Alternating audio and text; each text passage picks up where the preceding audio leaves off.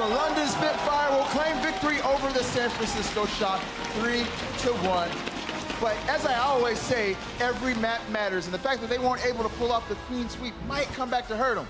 We'll find out if it does come back to haunt them next week. But on to the next one. We got the LA Valiant going up against the Boston Uprising. Now, the Boston Uprising, they already started this week off pretty strong with a good victory over the Dallas Fuel. And as for the LA Valiant, they suffered a heartbreaking loss last night against the Florida Mayhem, so they're gonna be looking to bounce back. And I don't know about you guys, but I am all about that action. Blizzard Arena, are you about that action? All right then. Well, ladies and gentlemen, make some noise. It is the final match of the night.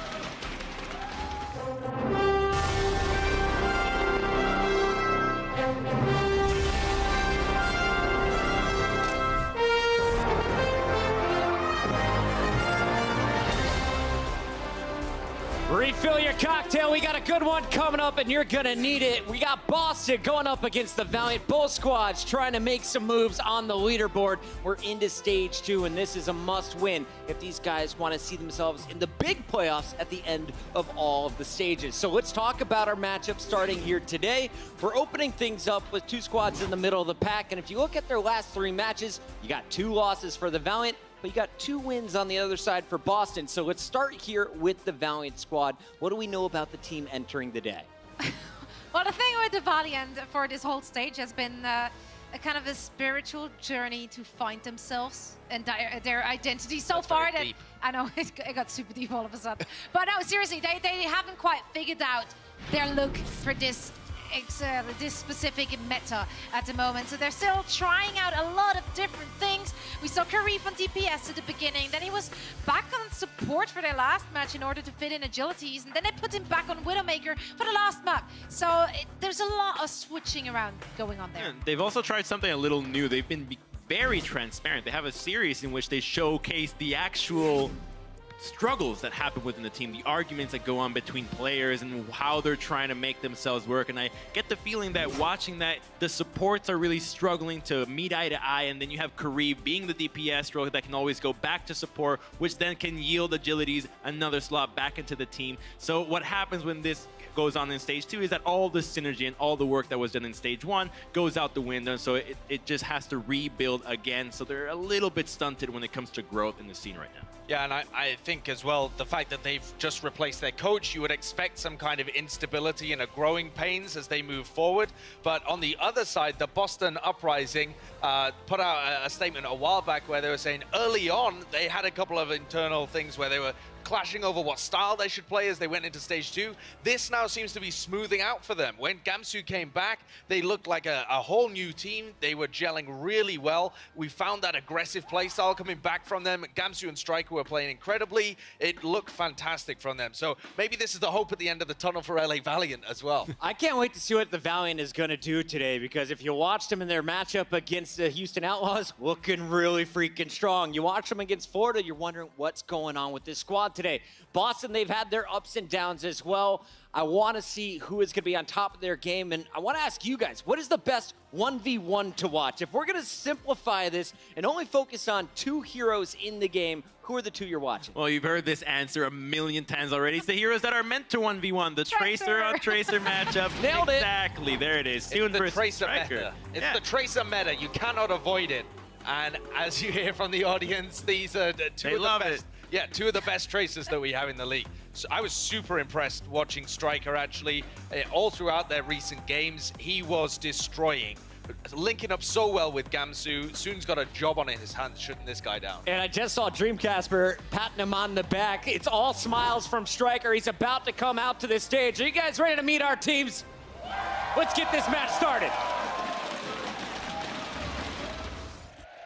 And it's looking like a solid defense here for Boston Uprising. What a hold on the B site. All the good stuff, and the Valiant put themselves now at advantage. Oh god, chaos. Fight comes to the rescue there. Nicely done. Hey, Gamsu now. He's got the primal. Karif and Soon combining for a huge amount of kills. Dreamcast are doing a very good job of staying alive here. Massive from Karif there. Oh, nice focus. No, great kill there. Now it's open season. We got a lot of green in the stands. It's time to make some noise for your hometown squad. Let's hear it for the Los Angeles Valiant.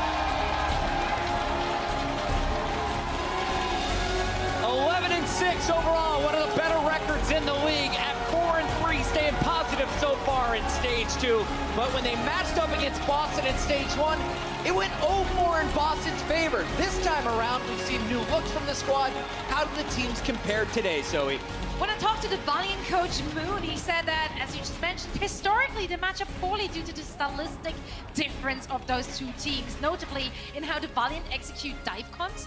Now, however, they feel that after working on individual matchups specifically and picks, it will be different this time around. So there's a promise for you. Well, that's exactly it. It's the dive comps that we're going to see. Oh, he throws a little kiss, too. Once he got it for today.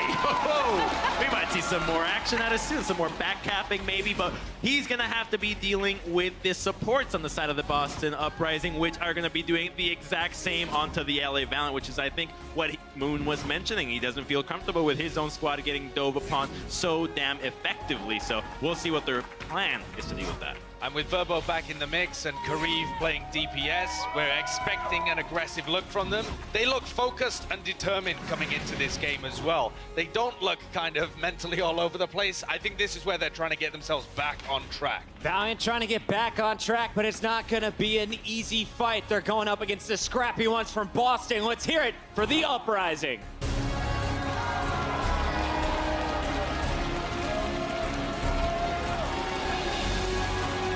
9-8 overall, 3-4 in stage 2. They started to gain momentum at the end of stage 1.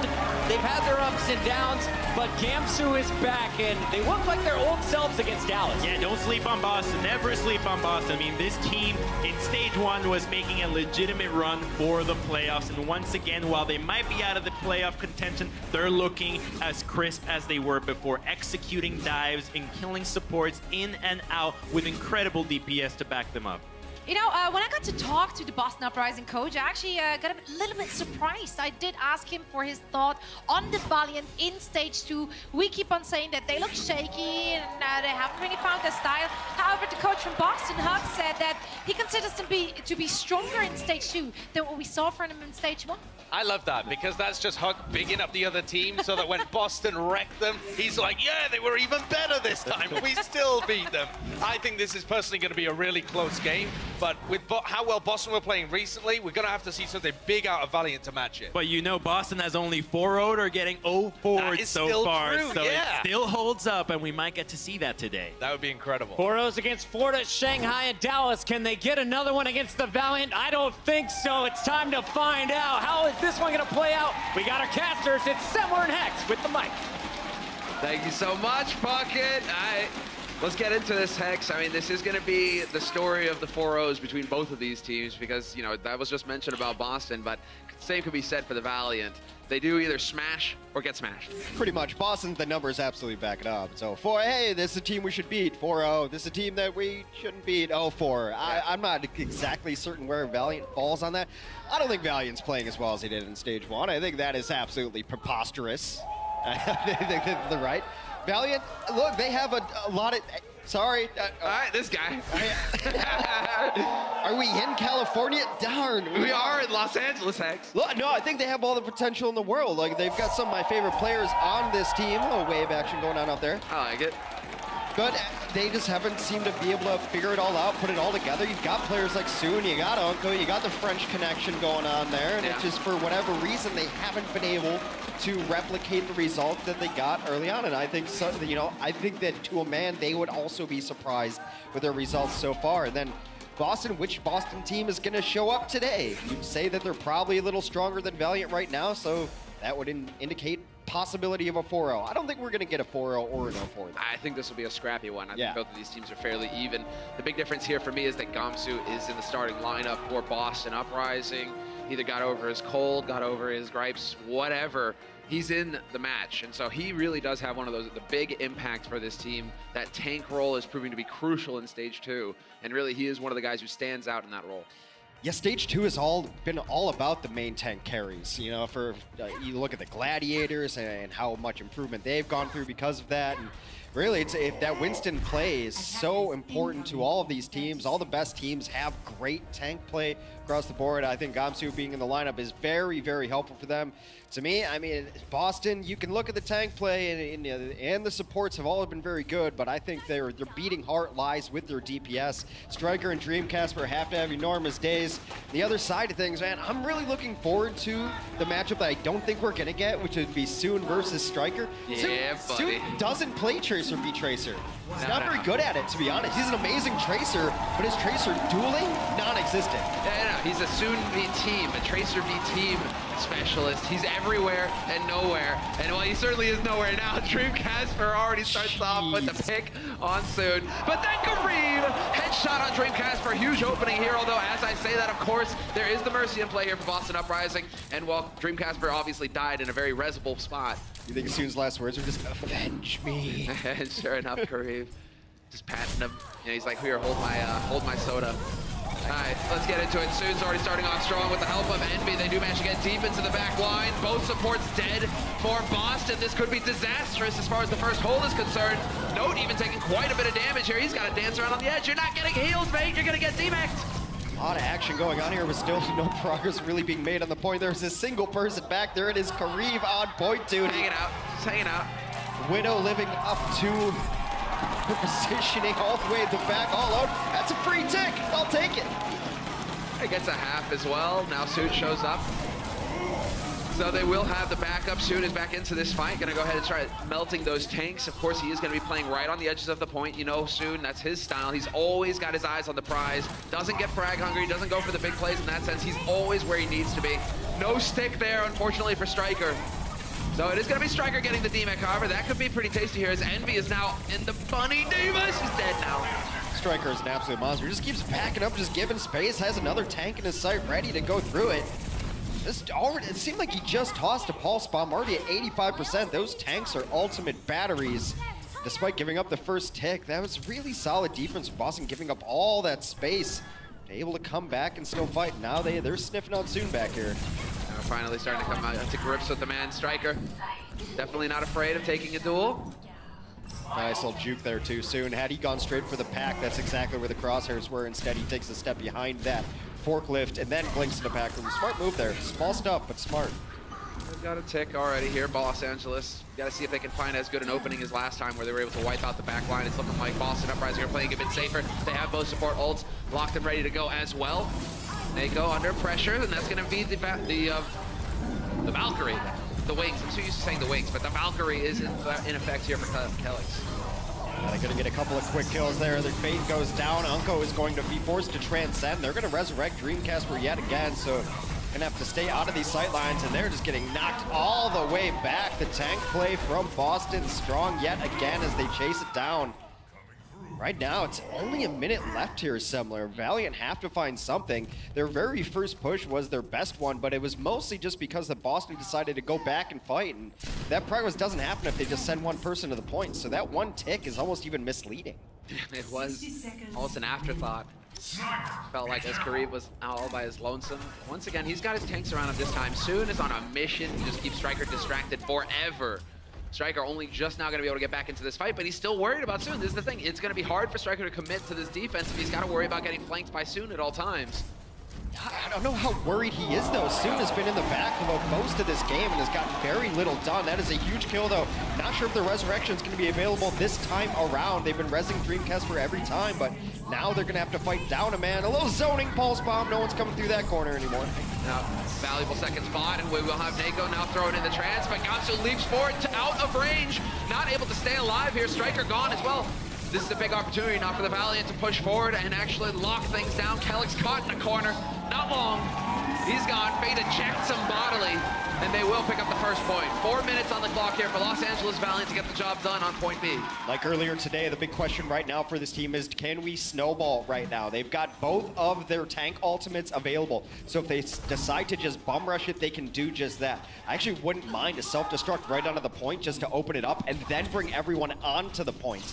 They did just switch Verbo off to Lucio, so it's not going to be that kind of style.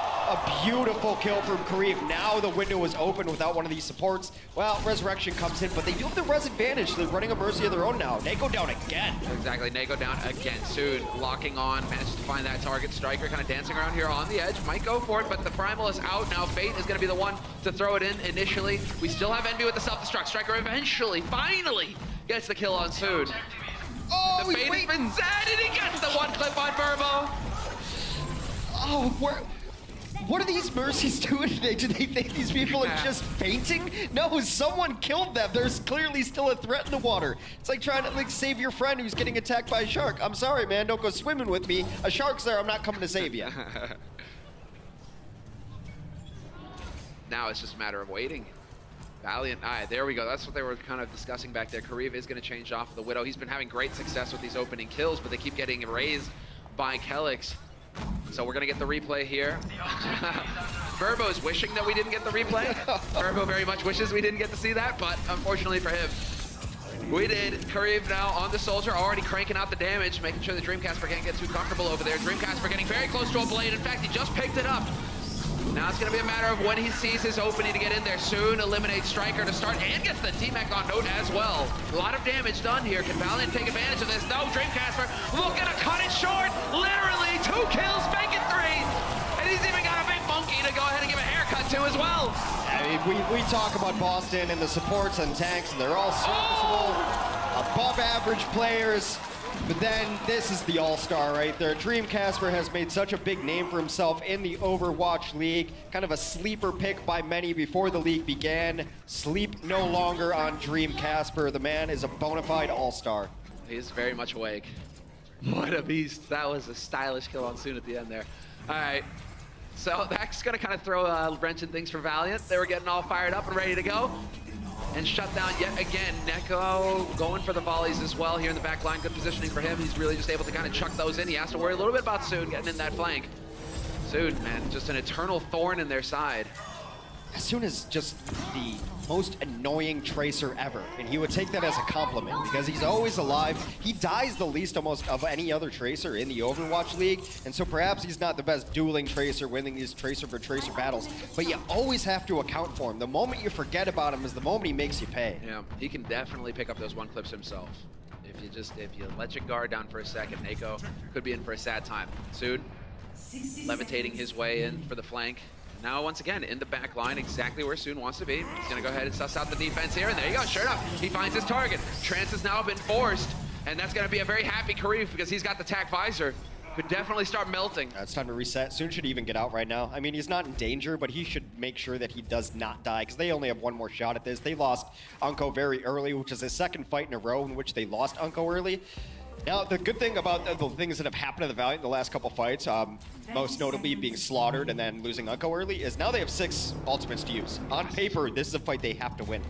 Yes, it's time to crack open the 6-pack and get started here, man, because Verbo and Unko, just a couple percentage off. And again, Kariv's got the tack visor with no Transcendence to stop him. It's going to come down to Note to really cancel that out. If they can get the D-Mech on Note, that would be big. Soon finds Dreamcasper to kick things off, and that is never a good start. He could go for the D-Mech. This would be big. Yes, there's the stick. You got to follow it up. Self-destruct thrown in, but Kariv with a tack visor pounces, gets the kill on Note. No D.Va here to stop him, and he's even spotting out Striker as well. Although Striker's so nimble, getting out of harm's way. Progress being made now, however. It's going to be 1 tick and nearly halfway there to another. 2 ticks. They need to get in here and tap this. Boston Uprising finally contesting. As long as Verbo stays alive, he should be able to get the sound barrier. Beautifully timed sound barrier. As soon as that blade comes out, everyone feels the music. He can't cut through that rhythm. Can't cut through the rhythm even with the Dragon Blade. Fate's going to tase him to death as well. Striker is there for Unko. And they do actually have Neko with the Transcendence to try and stem the bleeding here to just buy a little bit more time, but it's not meant to be. The ult advantage proving too powerful. The Los Angeles Valiant will be able to pick up both points here to kick things off on Volskaya. So let's go ahead and hear what the LA Valiant were saying to themselves while they took over point A. They have chance, okay? They will push with chance. Then right. They will push.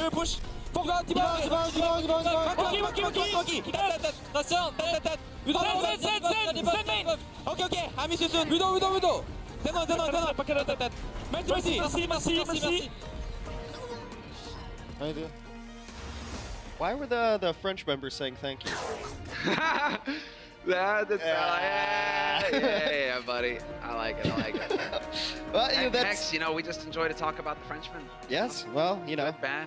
I really liked what Valiant did. I mean, look, the first bunch of pushes did not work out well. Soon found himself a mile and a half away. He was at the opposing team's spawn. Sometimes that's on purpose. Sometimes he just get pushed all the way back. But when he started coordinating with Fate is when they really started crushing. You saw like the penultimate push there when he goes on the support bridge where the defenders are always set up on supports.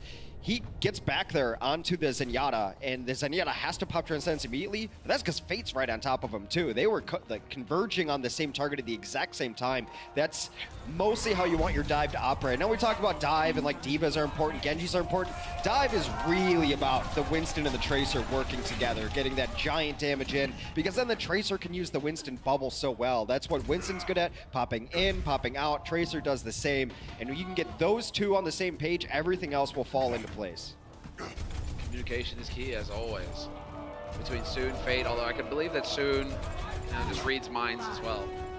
That would not come as a shock to me whatsoever. All right, let's get into the action here. Boston Uprising now on the offense. Los Angeles Valiant on the defense. Kariv once again on the Widow. And we've got Dream Casper, Widow of his own. Very, well, pretty much identical lineups going about their business here.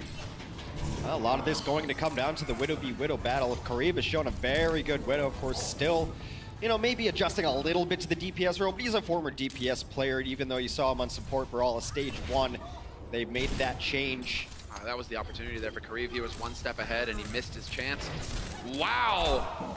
Bold plays here from Kariv. Dreamcasper with a body shot. That's not going to be good enough. Well, this is the big benefit of running Kariv on DPS, is that he has a very good Widow. So now you allow Soon to stay on Tracer, which is definitely his best hero by a mile. Yes. And so now you're running probably the most optimal composition in a meta that requires a Widow for so many maps.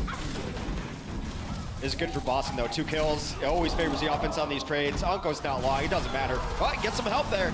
Oh, I like it. There we go. Envy with the pounce. Drops Dreamcast like a hot potato, and now we're moving into it. Striker has to back off, and it's looking like the reset for Boston Uprising. A minute bled off the clock, and no progress on the point. Verbo's done a better job so far on this defense than he did on the offense of keeping Unko alive. Unko was dying a lot there, and that should not happen when you have a Mercy on your team. Of course, Verbo was running Lucio before. A little harder to keep your Zenyatta alive if you don't have your peel up or your boot back, actually. The direct heals. With the beam soon. He's just waiting for it. Striker gonna go ahead and get rebuffed here. Has to back off, get topped up by the heals. Doing a good job right now, playing this very patiently, Los Angeles Valiant. Verbo is on the edge of getting the wings in play. Soon completely whips that pulse. Unfortunately for him, that's not pretty.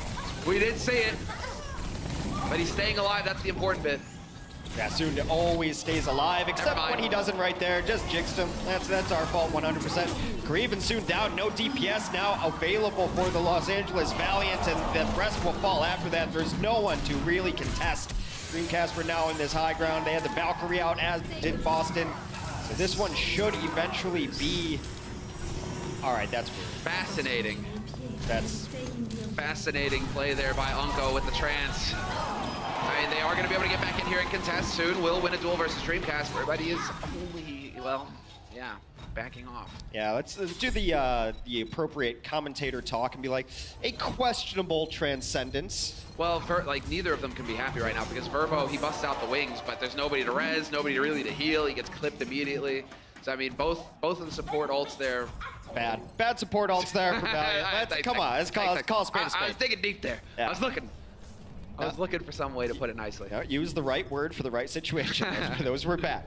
Yeah, because now they're in a bit of a tight spot. Boston Uprising, you got Nako who has the trance. There is a support ult up and running for Boston Uprising. That could really help things here with this new push that's about to come through. Note and Gamsu on the right side, taking a poke on that high ground.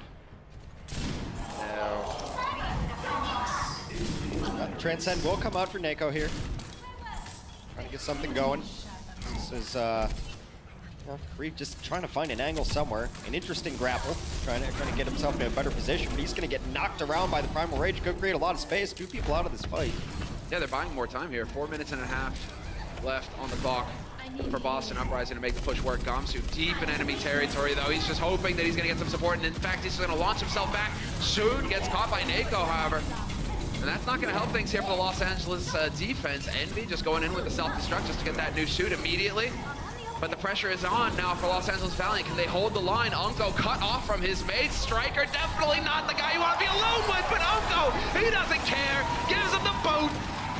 This has been a super strange fight on both sides of things. It's been going on for nigh a minute now, and it started with the Primal Rage in the backline against a Widowmaker, but the rest of Boston did not even bother coming in. Now Boston gets 2 kills, and they're still trying to come in. It's been very strange positioning-wise. Yeah, we have Empress side up now, but Verbo's got the wings. So he'll be able to keep his mates alive. Quite a bit of progress being made on the point. Are they going to be able to get in time? Yes!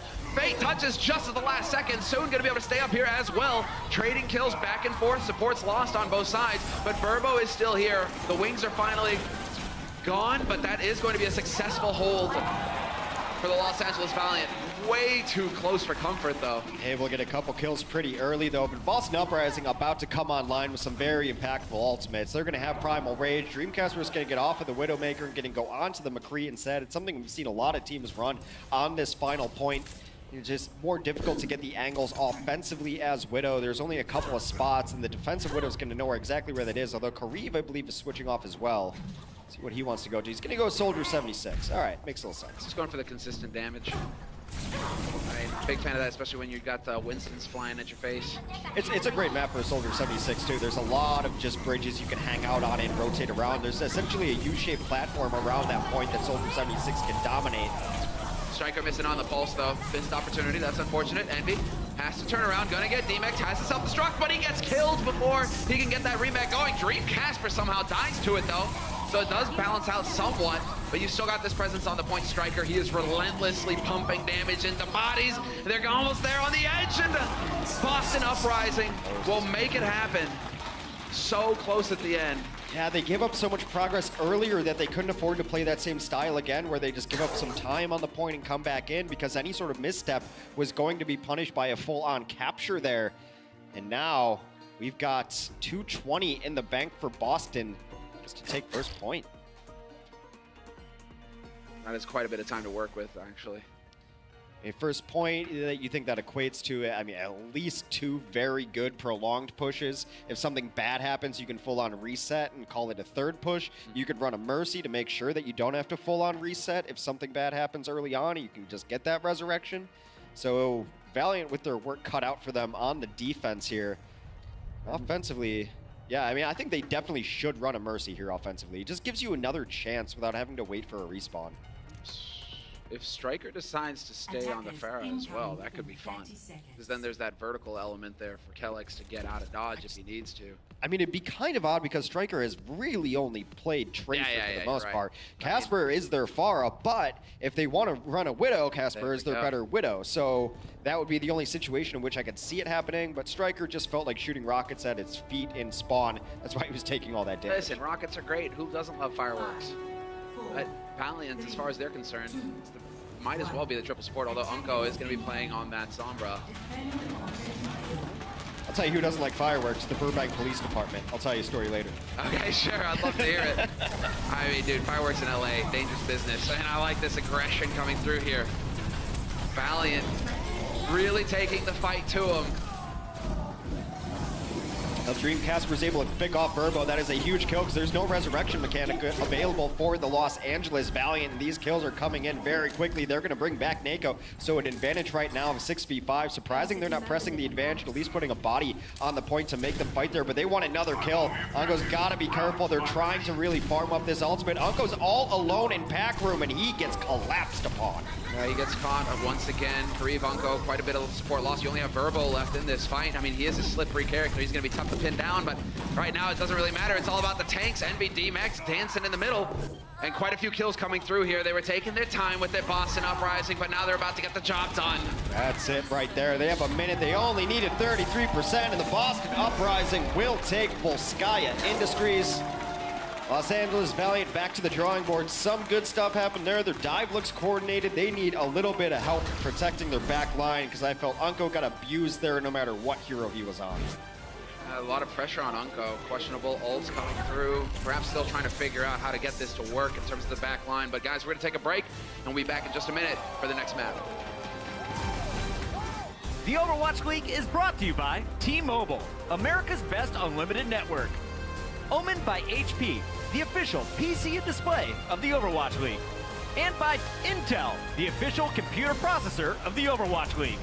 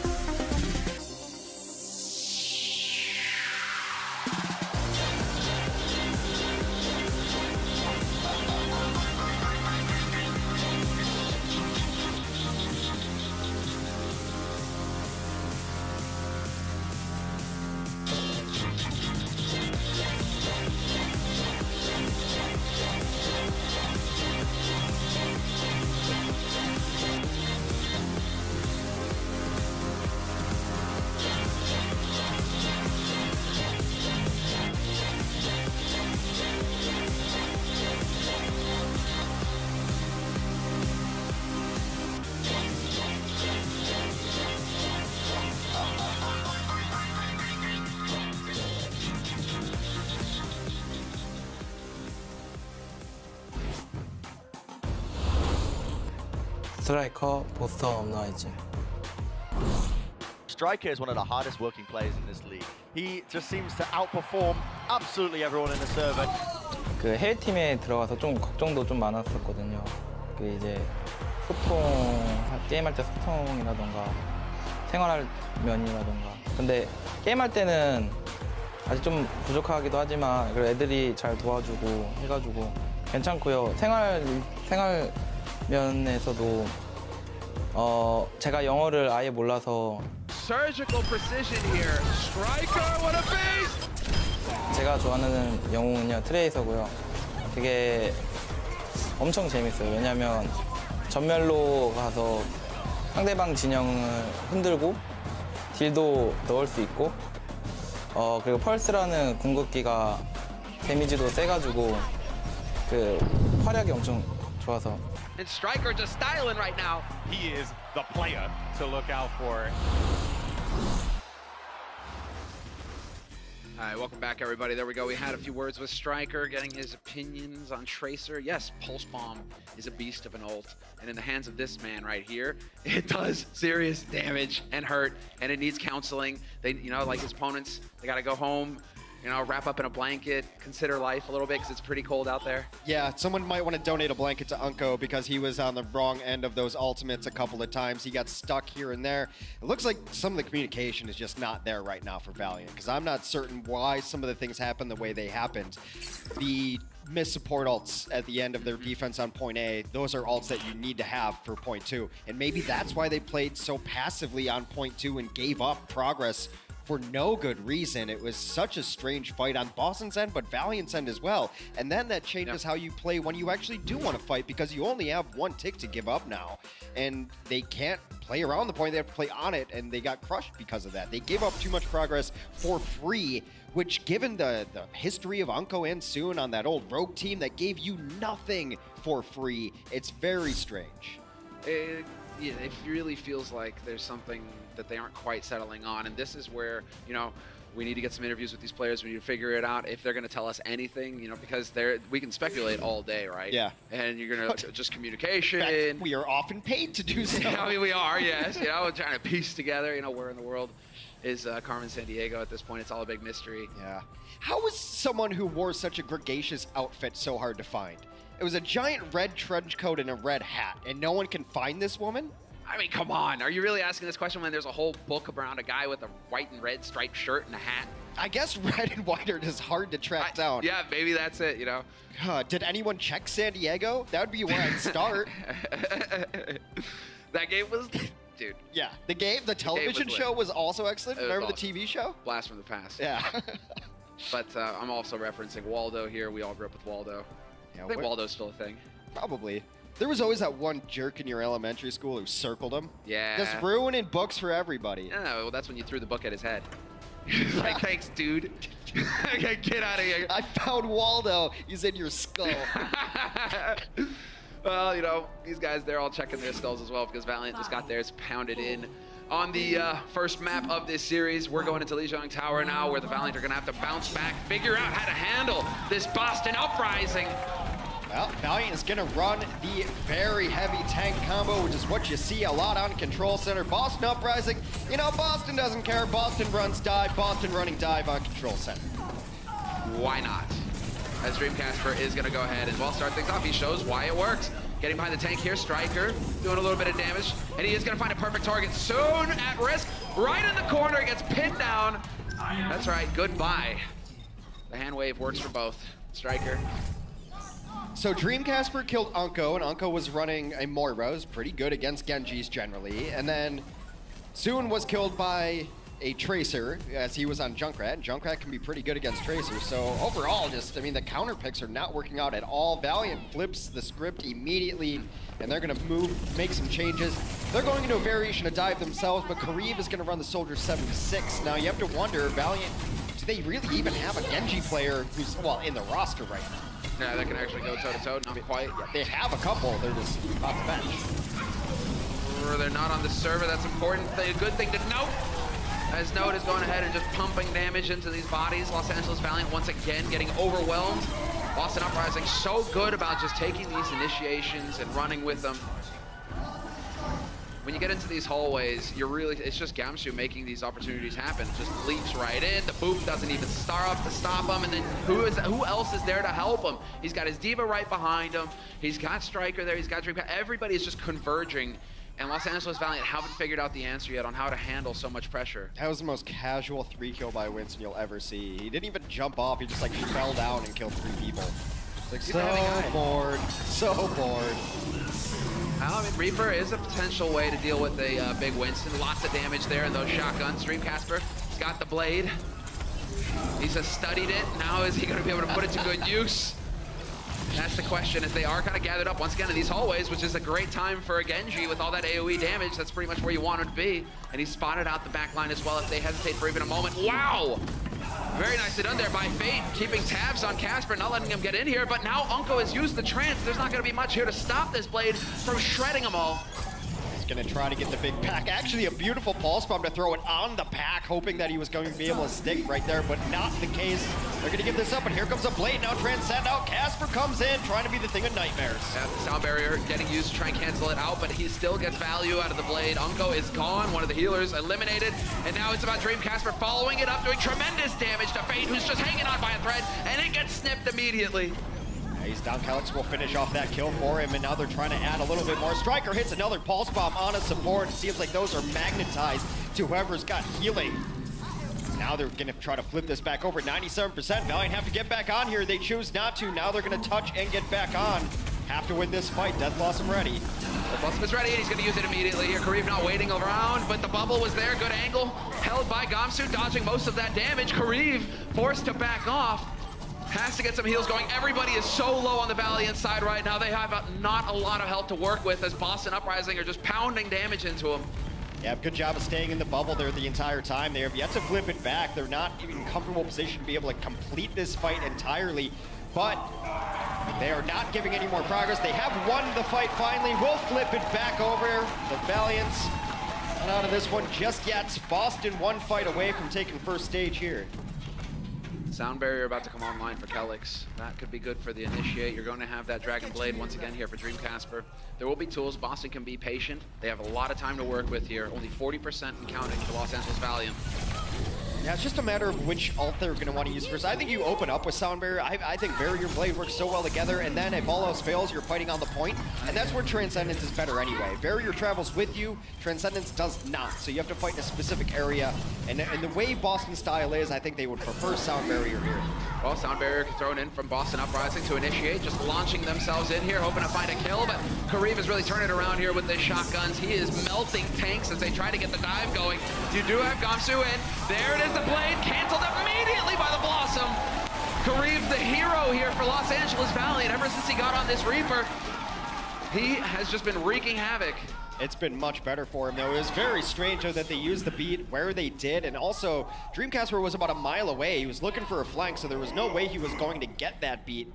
It's just strange that you don't see the beat and blade combined as often as you used to anymore. It can be so good, but teams are just shying away from it. Because of that, they just did not get any value out of it. Dreamcasper has switched over to McCree now. McCree is a very good counter to a Reaper.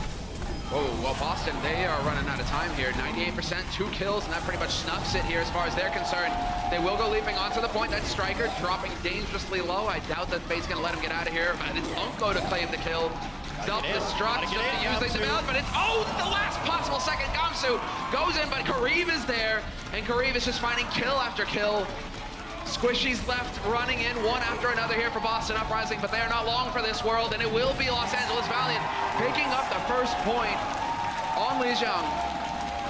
There's nothing that makes Reaper happier than watching people come in one by one. He will play Corone and escort them across the river Styx rather easily. It took Kareev a moment to find the hero that he was comfortable on. He started off on something different, went to Soldier 76 very briefly, then just decided if we can take down the big tanks and just finish these kills on the point, then they're going to be in good condition. That Reaper did just that. Well played by them. Yeah, Kareev, standout work. And I think you just nailed it on the head there. Gamsu, first map, creating a lot of space, really getting up in Valiant's face and leading those initiating fights. And well, when you've got a Reaper there waiting for you, you're not a very happy Winston. No peanut butter.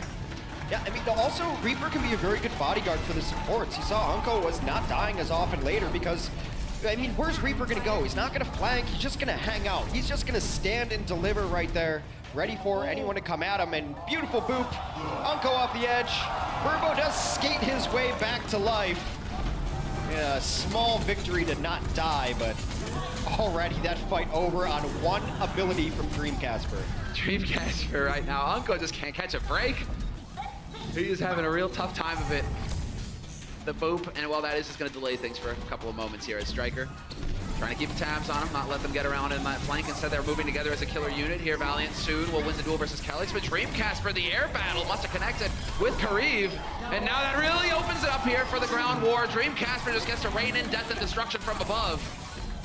Well, once that other Widow's out of the mix, then you're just living the high life, quite literally. There's no one to be able to really touch you on the other side of things. I mean, there's really no one who can shoot you at all. Maybe a D.Va can come bother you. That's about it. So Casper dunks on him, sends him into the pond, and then this is just easy. Yeah, those are feel-good rockets. You're feeling real good. Everything connecting, almost scripted. And well, Dream Casper, wow, gets another one here. This is really Dream Casper showing off on the second point of Lijiang, and Striker still in this duel with Soon, but it will be the reset here hard from Los Angeles Valiant. 50% now on the board for Boston Uprising. And Dream Casper just having a ball over here, chucking rockets into spawn. Yeah. Look at this. Kareev needed to switch. He is going to switch. It does not matter if you had Barrage up. You have to switch right away. You have to go to a Widow here. There's no way that you're going to be able to deal with this otherwise. I guess he's going to try the 76. Now, him and Unko have to team up on this, but Dreamcaster's a mile away. It's about to get real rainy. Yeah, buddy. There we go. The D-Matrix just in time, though. Envy the hero, keeping his teammates alive. What a play from him. 3 swift kills, make him 4. It really was the setup. Everything getting thrown in there by the Valiant, just barely trying to hang in there, but it was too much. And Boston Uprising, they win that fight hands down and still have 3, soon to be 4 ults to work with for the next one. Just a really nice angle. But you know, the thing is, that's where all the barrages come from. If there's a Pharah on the other team, all the barrages are coming in that room lately. Impact room, on the corner. There's really no other place that you're seeing barrages on this map. You have to expect it. They did, good anticipation, but because they used all their cooldowns there, the other end of the hammer comes in through the front and they get absolutely crushed through. Boston 99-0, Soon finally gets a kill. Valiant have to win this fight. But wow, nice play there from Calyx, knocking 2 off. Oh, Kareev, though, might be the hero here. Striker, I mean, yeah, Striker and Calyx supports doing damage. Kareev only getting the 1 kill out of his tac visor, and it was on the monkey. That could be beneficial. Is he gonna be, yes, he makes it just back in time. Striker, however, is hot on his heels. Healing rocket to the feet, forcing Striker back. And they will somehow manage to flip this, although it might not be for very long. Fate only half HP, desperate for his teammates to get in here and support him. Note is crushing right now, and he just absolutely bamboozled Unko. He was going towards the 76, who had the tactical visor. He took a left-hand turn to stop and kill Unko, and then turned right towards the 76. Note, having himself a very good life, have set themselves in a good, even position here. Trying to bring this back. Soon doing what he can, though. Hits a pulse bomb. Hey, Soon right now, man, if he is going to step up, it's now or never. Keeping his team in this, they've only got the 10%. They need to keep going. They need to just stop this, and they will manage to flip it. Los Angeles Valiant keeping the fight alive here. Kareev is back onto the Pharah. I think this is a fine switch now that you're in position to take control, where now that you have control of the map, it's much better for the Pharah. Needs a little bit of healing, got to get that orb. No mercy in it, but a lot of Pharahs have made do with just the healing orb. You have to play a little more passive, can't be as aggressive. Mostly the concussion to dive in is not really an option anymore because you probably will just take too much damage and die. We do have the push coming through, trying to stick together. Quite a few rockets raining in, however, so that's going to soften Boston up, maybe make life easier for Envy and Fate to initiate into him. But we will have the trance in play already. Nako not hesitating. Calyx is about to come online with the sound barrier as well, so they will have that support ult to work with for this further push. 2 quick kills coming through for Boston Uprising. However, Striker going for the pulse, not going to find it. But we have Dreamcaster with the blade, and he's going to go with the shuriken instead to start. Been very patient with the blade so far, almost too much so, but now they have all the kills that they need. Gonna try to get that dash through and finish off this Pharah. Kareev will fall. Now not a whole lot left here. Unko's the only one. He's gonna try to come back in, but his dreams will be dashed. Oh, fantastic work from Dreamcasper, and he even knows where to find Soon as well. Soon not able to get in here. He is being pushed back, has to go for the pack instead and count on his tanks to keep the fight alive. But the overtime wick is burning and they might not be able to make it back in time. It's not looking like it. Los Angeles Valiant will falter and Boston Uprising will tie this up 1-1. Very nice play there from the Boston Uprising. Kareev, I don't know, I'm not 100% sold on his play so far yet. He's looked really good. He's looked a little bit shaky here and there. He's making a lot of changes, trying to find his footing all over the place. I mean, he's had great games. I think his best hero is Widow. It's going to be really interesting to see what they run here on Night Market because I have yet to really see an established kind of, you have to run this on Night Market. You know, it's not like Control Center where it's like, oh yeah, definitely some tanks. You can run tanks on Night Market. You can run a Widow on Night Market. You can run a Pharah on Night Market. You can run Pure Dive on Night Market. Yes. It seems like both teams are just going to run a dive variation with the Soldier 76. This is probably the most standard of the two. They're going to face off in the courtyard with 76s, and now it's going to depend which team wants to rotate to the point first. Who is going to commit? They are trying to make their way through the door. Gamsu taking tremendous amounts of damage, however. But he will get topped up by his healers. Decides to just commit into this fight. He's hanging on an edge, and he will just barely be able to leap back. No pack waiting for him, though. So he'll have to be patient, and this could give the opening here for Los Angeles Valiant to cap that point first. That's a lot of healing points coming through, though, to help out his supports. And look at this, Calyx already at 90% on his sound barrier because of all this healing. So there is a benefit to taking a lot of damage and living through it. Striker takes down Fate, and yeah, that sound barrier comes in right away. Verbo's only at 80%. That's gonna translate into a 1 fight. Oh, Verbo. Nope. Gets caught by Note. And well, Dreamcasper. Now he's got the tack visor, can back off, open up angles if he wants to. And as far as the rest of them are concerned, Soon is gonna run headfirst into Striker in just a moment here.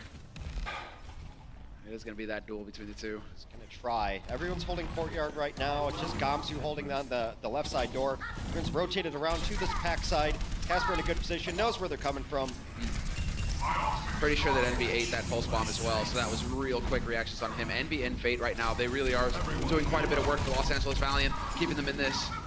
Dreamcasper though, now that Kariv has got no tack visor to cancel it out, that is going to be a big kill on Unko.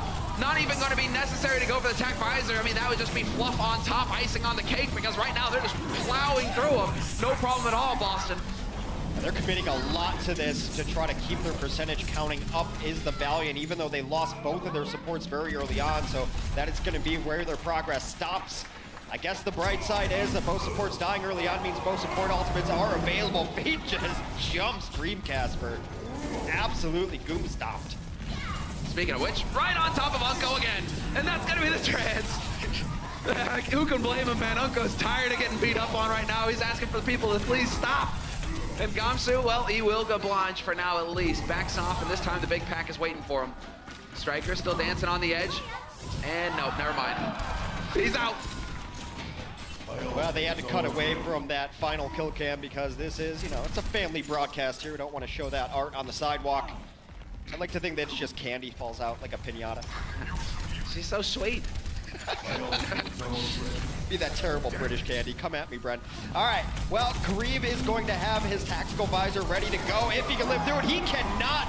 Note has just been a DPS monster on D.Va today. Yeah, the D.Va Assassin is definitely in play here, and that is so frustrating for Verbo. He was just a split second too late. And it will be a very successful fight here for Boston Uprising. Verbo and Unko, not long for this world, they're gone. And the flip, Boston Uprising about to pull ahead here in terms of percentage, and this is the last point, best of 3 here on this map. Note just got 5 eliminations in there, including like 4 final blows. That's crazy for the D.Va. He's super aggressive. But the thing is, a lot of D.Vas are super aggressive at the cost of their defensive prowess and leaving their team exposed. That's not been the case for Boston. It's not like he's leaving his responsibilities to go kill. He's just such an opportunist. Yeah, he sees the opening and he takes it. And well, here we go. Attack visor instantly reacted there. Going to get smothered by Note. Note, however, should be getting D-Mac time. I believe he got stuck. Maybe dancing on the edge as the sound barrier gets thrown in here by Calyx. Boston Uprising doing what they can here to survive and keep extending their lead. They're past 90%. Los Angeles Valiant, they don't have a whole lot of time to work with here. This is about to get really touch and go for them. Envy just goes launching in, trying to get on that point, trying to have a presence to keep it alive here for his team. Fate about to follow suit, but that leaves all the squishies behind, and Striker can have a field day with these guys.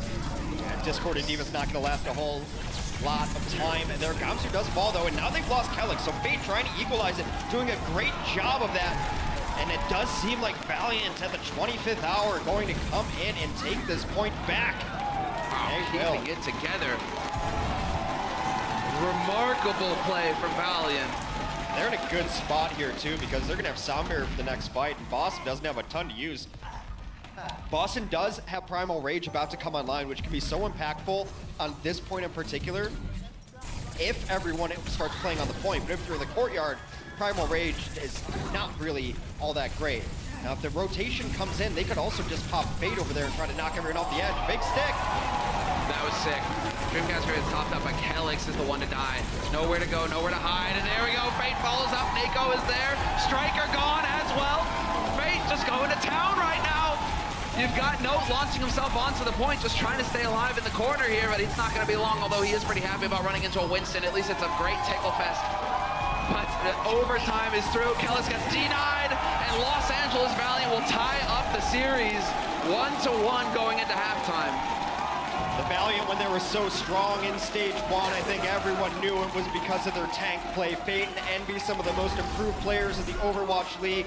Even in the preseason, they surprised a lot of us who had known them from previous teams.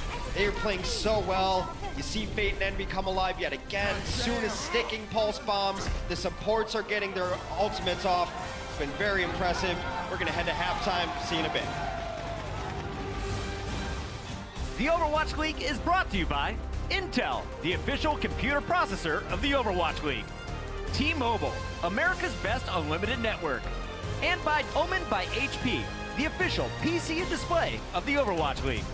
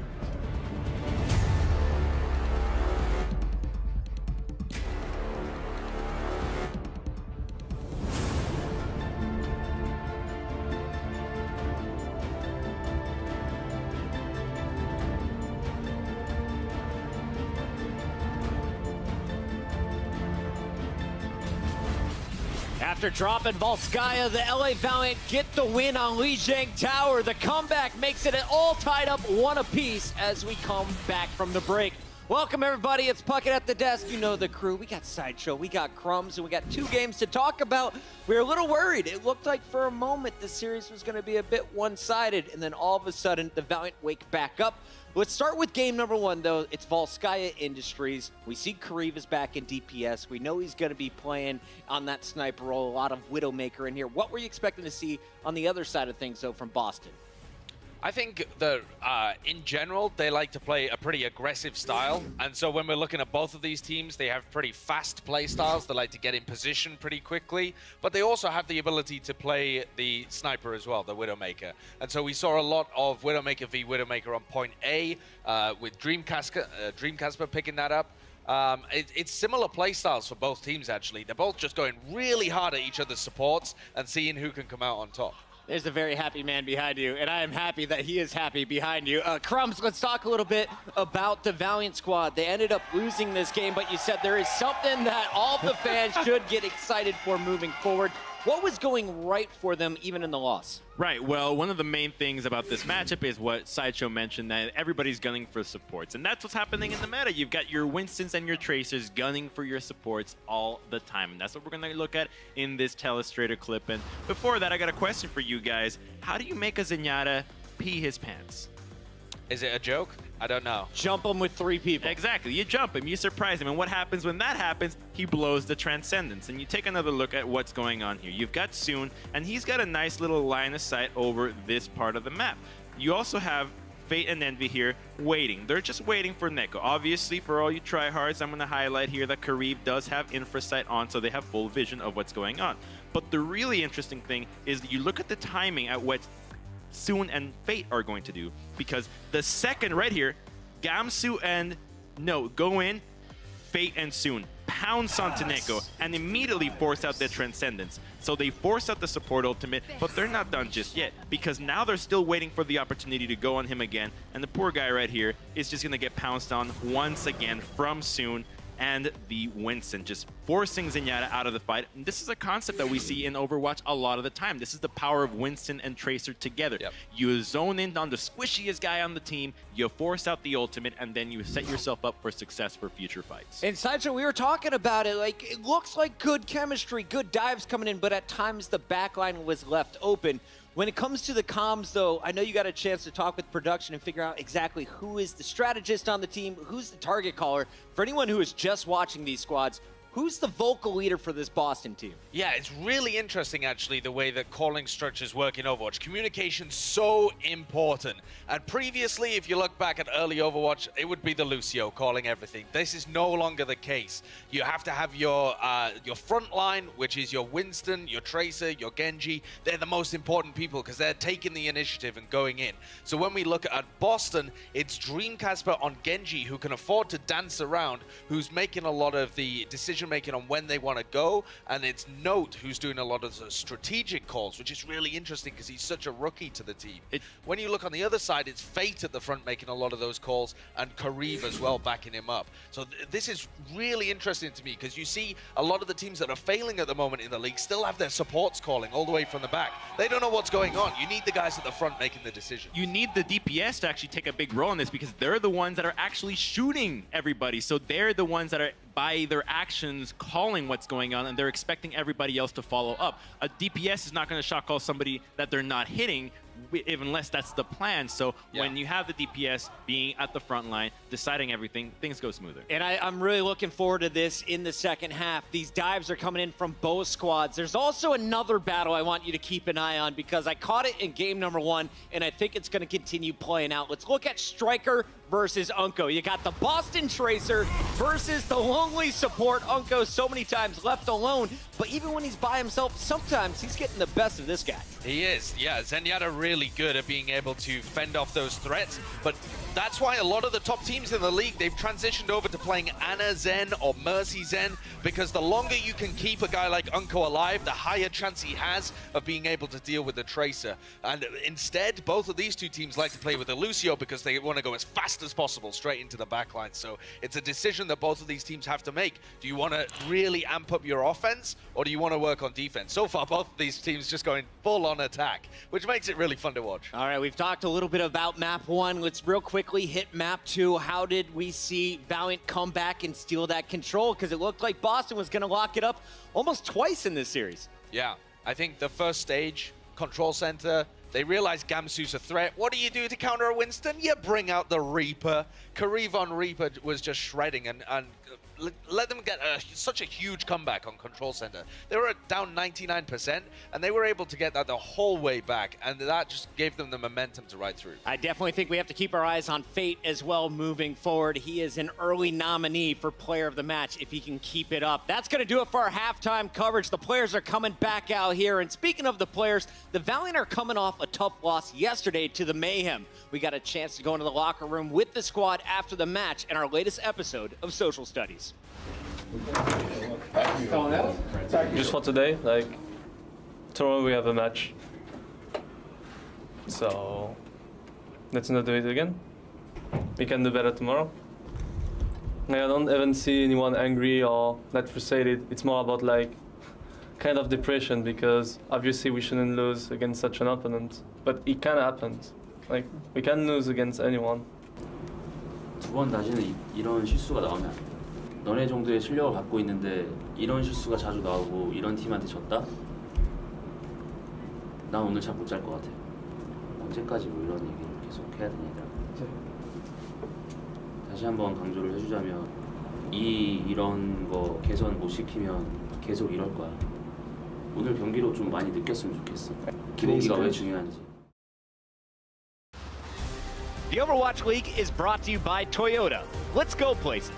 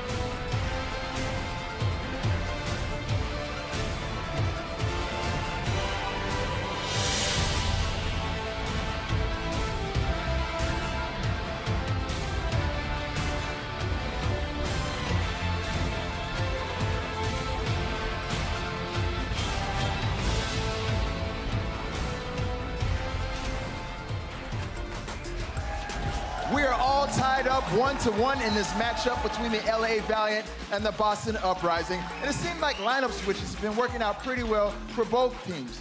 Having Kareev back at DPS has been working out pretty well for the LA Valiant, and having Gamsu back in the lineup for the Boston Uprising has paid dividends. Could it be that we have another 5-mapper on our hands? It seems like every time Similar and Hex cast the last match of the night, that tends to happen. So with that, let's get back into the action with the casters backstage. You're welcome. You're welcome for the 5-mapper, Malik. You know, looking out for you, buddy. That's right. I love it. It just lines up. I'm getting better at that. You know, Hex, you know, you gotta wrap your head around, you know, the angles, but we're getting there. It's so strange for me to see myself above, 3'5"? Yeah, all of a sudden I was like, oh, I am now 9 feet I'm enormous! Hold on, let me get my stool real quick. We'll sort this out real quick. Yeah, there we go. There it is. All right. Order has been restored. Yep. Hex is feeling better. Yep. And we're going to go ahead and take a look at who is going to be replacing Kareev in terms of subs. It is going to be the Blonde Thunder! Utilities! back in the roster, and over on Boston side of things, Kalios will be subbing in for Note. Yeah, it's a little interesting. I mean, Agility's coming in is great. He's one of the best Genjis in the league. It's not had all the playing time I think that he would like. A little bit interesting, Kalios coming in for Note. I thought Note played fantastically in the first 2 maps of this set. He was absolutely crushing on that D.Va. D.Va, the assassin with 400 HP, getting those mini rockets in, and he was getting several fights, 3 kills, 4 kills. So it's very good for him, but they're going to bring in Kalios instead. We are going to Kings Row. We are tied up 1-1 here between these 2 teams. Kings Row, very fun to watch.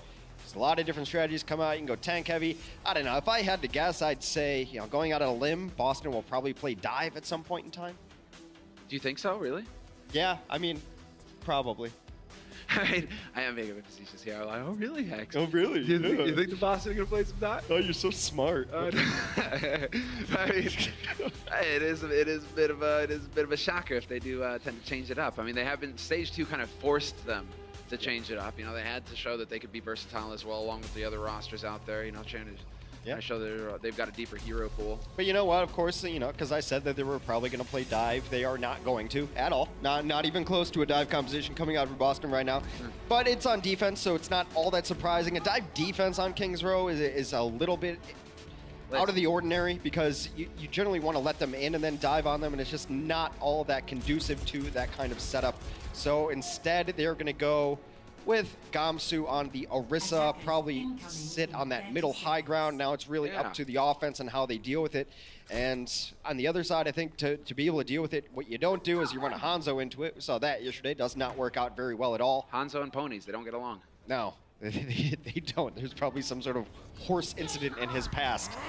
But what is really good against Orisa up there is actually a Genji. So I'd be surprised if Agilities, having seen this, will stay on the Soldier 76. But there's an option where they can rotate around to the right side, take their own high ground, and just start pelting into the shield. So Soon is going to switch right away. Yeah, they rotate into full dive.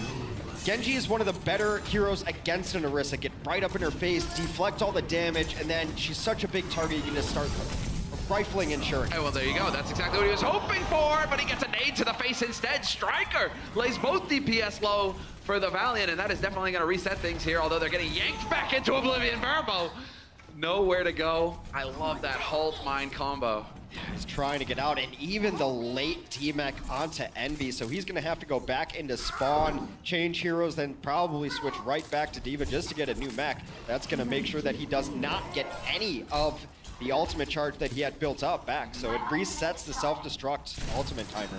Yeah, a bit of a shame there. Definitely a little bit dicey for Agilities. He was kind of out in the open. But okay, we do have Envy, remech, leading the way, getting a little split up here, getting pummeled by Dreamcasper, who can now see through walls as well, so that's going to slow things down here for the Valiant as they try to make their way out into the open. Quick work there from Verbo, managing to close off that angle. And yet again, with Fate dead, they have to be patient, Valiant, take their time. Yeah, the D.Vas have just been killing it for Boston. It doesn't matter if it's Note or Kalios. He gets in there, he's able to take down the opposing tank. Very nice play for him. They go up, maybe help out teams. Knows that someone's coming behind. You're just gonna back out of this one. Yeah, look at this. Strikers play this perfectly, man. Yo, you want to dive me, do you? Great, I'm just gonna go ahead and give you a handful of nades to the face and then throw a tire into the mix as well. Nothing really to pick him off. He does not quite spot that soft target there, it looks like, and he's gonna go for the tank instead, so unfortunately for him, doesn't find too much, but his teammates did in the meantime. Kalios, again, just wreaking havoc. Yeah, he had Verbo there with the tire head. He wanted him, but he did not see him just out of the corner of his eye. We have the benefit of being always able to see through all of these wire frames. When an opposing Widow can actually see through walls, those frames will fill up. That is the difference on your screen there at home. And as you see it right now, he does pop that infra sight. Those bodies are filled up. Now everyone can see where the other team is. Defense in good position. Dreamcasper feeling pretty good about that. They do have to worry just a little bit here about Fate and Soon, but Fate and Soon are they're on their own little mission. Guerrilla warfare getting thrown into the mix here for Valiant. I mean, I know it's easy one. It's an easy one. Come on, Hex. It's very clever. How's that working out for you? I'm feeling pretty good.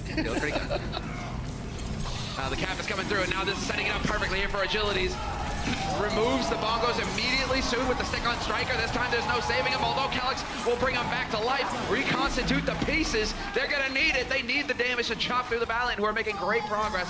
Although it is contested in terms of the fight itself, they're looking very healthy. Although as I say, that Striker, he does have that tire and he will find Fate. They somehow managed to stabilize, although progress is still being made. They're killing everybody. But you need to get in here and at least stop them from getting the second tick on the point. Yeah, really important resurrection came through to bring Striker back into that, and then the tire to take down the last remnants of this team. Valiant with their last push incoming here as we are just below 50 seconds. They are going to have a transcendence to be able to fight onto the point soon on Soon's great trip around the world here in the back lines yet again. And then Oh, buddy. That's huge. That's huge. The pulse stick on Gamsu. Agilities finds Kalios. Both of the tanks dead here for Boston Uprising. That's going to make it very difficult for them to take this fight. No rest possible, looks like either, and they are going to succeed here. Los Angeles Valiant, are they going to be able to touch it at the last second? No, Nako gets the lead in Dreamcasper as well. Calyx floats all the way back slowly, like the dove of peace. And well, now it's just a free-for-all. Los Angeles Valiant, they're hunting him remorselessly. Yeah, they're going all the way back too, and he should probably just be focusing on Calyx, who's still already retreating into the back line here. Cart is getting a lot of free push going forward. Valiants are banking up ultimates. They didn't even have to use Transcendence in that last fight. So very good for them going forward here. Soon is always just in a strange position. It's one of his greatest powers, is that you never know where Soon is. It's always a guessing game. Always a guessing game until he's at your back, ruining your day. There it is, working together yet again, that duo, Fate and Soon, managing to make the magic happen. Although, as I say that, Dreamcasper will find Onko. That Trance, yet again, not going to be a part of this fight, and that's the only ult they really have to work with here, Valiant. Need to get him back in the action, and they do! Verbo somehow gets a Rance off, and that can turn it all around. Self-destruct goes off, however, for Kalios. And it's going to force Valiant to give just a little bit of ground, but so far with that Trance keeping them all healthy, they're looking pretty good. Continue to push here, and it's been very scrappy. A lot of ults had been expended on both sides of things, but it remains that Valiant's still into this fight, and they're going to have their own Valkyrie up shortly. Calyx used his during the last fight. Casper nearing a blade. There's definitely a couple more fights left before we get to second point, and that Transcendence is out and Valkyrie out on both sides, so a lot of healing out, going to be difficult to secure kills. When does Dreamcasper decide to whip out the blade, start hacking off limbs, turning this into a real bloodbath? Could happen fairly soon, although, yeah, there is no Trance to cancel him out. Verbo has not got the wings out either. This next fight might be decided on who is better with the blade, because Casper's got his, Agility's nearing his. Might as well already have it at 97%. Just about the timing here. Here comes the blade from Dreamcasper. Oh, he was so close to getting the follow-up, and Agilities will end him before he can find the kill. Verbo barely surviving, although Gamsu will eventually pound him into pace. It is still going to be a situation that Valiant are favored in, even down the healer, although Onko getting caught as well. The valuable targets, Boston Uprising, are finding the squishies. And Boston has brought back their healer as well, so they huge advantage as far as healing output for Boston. And keep everyone alive and into this mix. 20 seconds to go. This late D-mech is brutal. Self-destruct to attempt to get a new mech, but he dies outside of it. Perhaps something that he would like to have back. They should be able to get a body in here to at least touch with 10 seconds left. They are setting up to do just that. At the very least, Fate could pop Primal Rage and get here. He is going to be able to touch without that Primal Rage, so one last attempt here. Ooh! Not for Striker. Striker has done so. Agilities, he's done playing. He's getting in here. He's created the opportunities for his team. And well, the cart is making progress. No surprise there. Envy now with the Doomfist, looking to line him up. And they are getting forced back. Boston Uprising yet again on point A, or at least on the first point. They cut it pretty fine. Los Angeles Valiant, they've been halted, contested, 2 meters off. Striker trying to do the best thing they can, but right now it is definitely Los Angeles Valiant thinning the herd. We have Calyx with the Valk out, however. He is trying to do the best that he can to keep his teammates alive. And Dreamcasper has got the blade. Can he find a target to sink it into? Well, Verbo's going to pop his Valkyrie as well, and that should be enough to get them through with all the healing that there's going to be able to output. Calyx will fall, Gamsu falls, and it seems like Valiant will take second point and try to finish out Kings. Wow. Oh, wow. Not even letting him go the way that he wanted to. Envy gonna go ahead and change up real quick. It's very interesting that Envy was on the Doomfist because you think they'd maybe switch to the Doomfist to get back into the fight on time.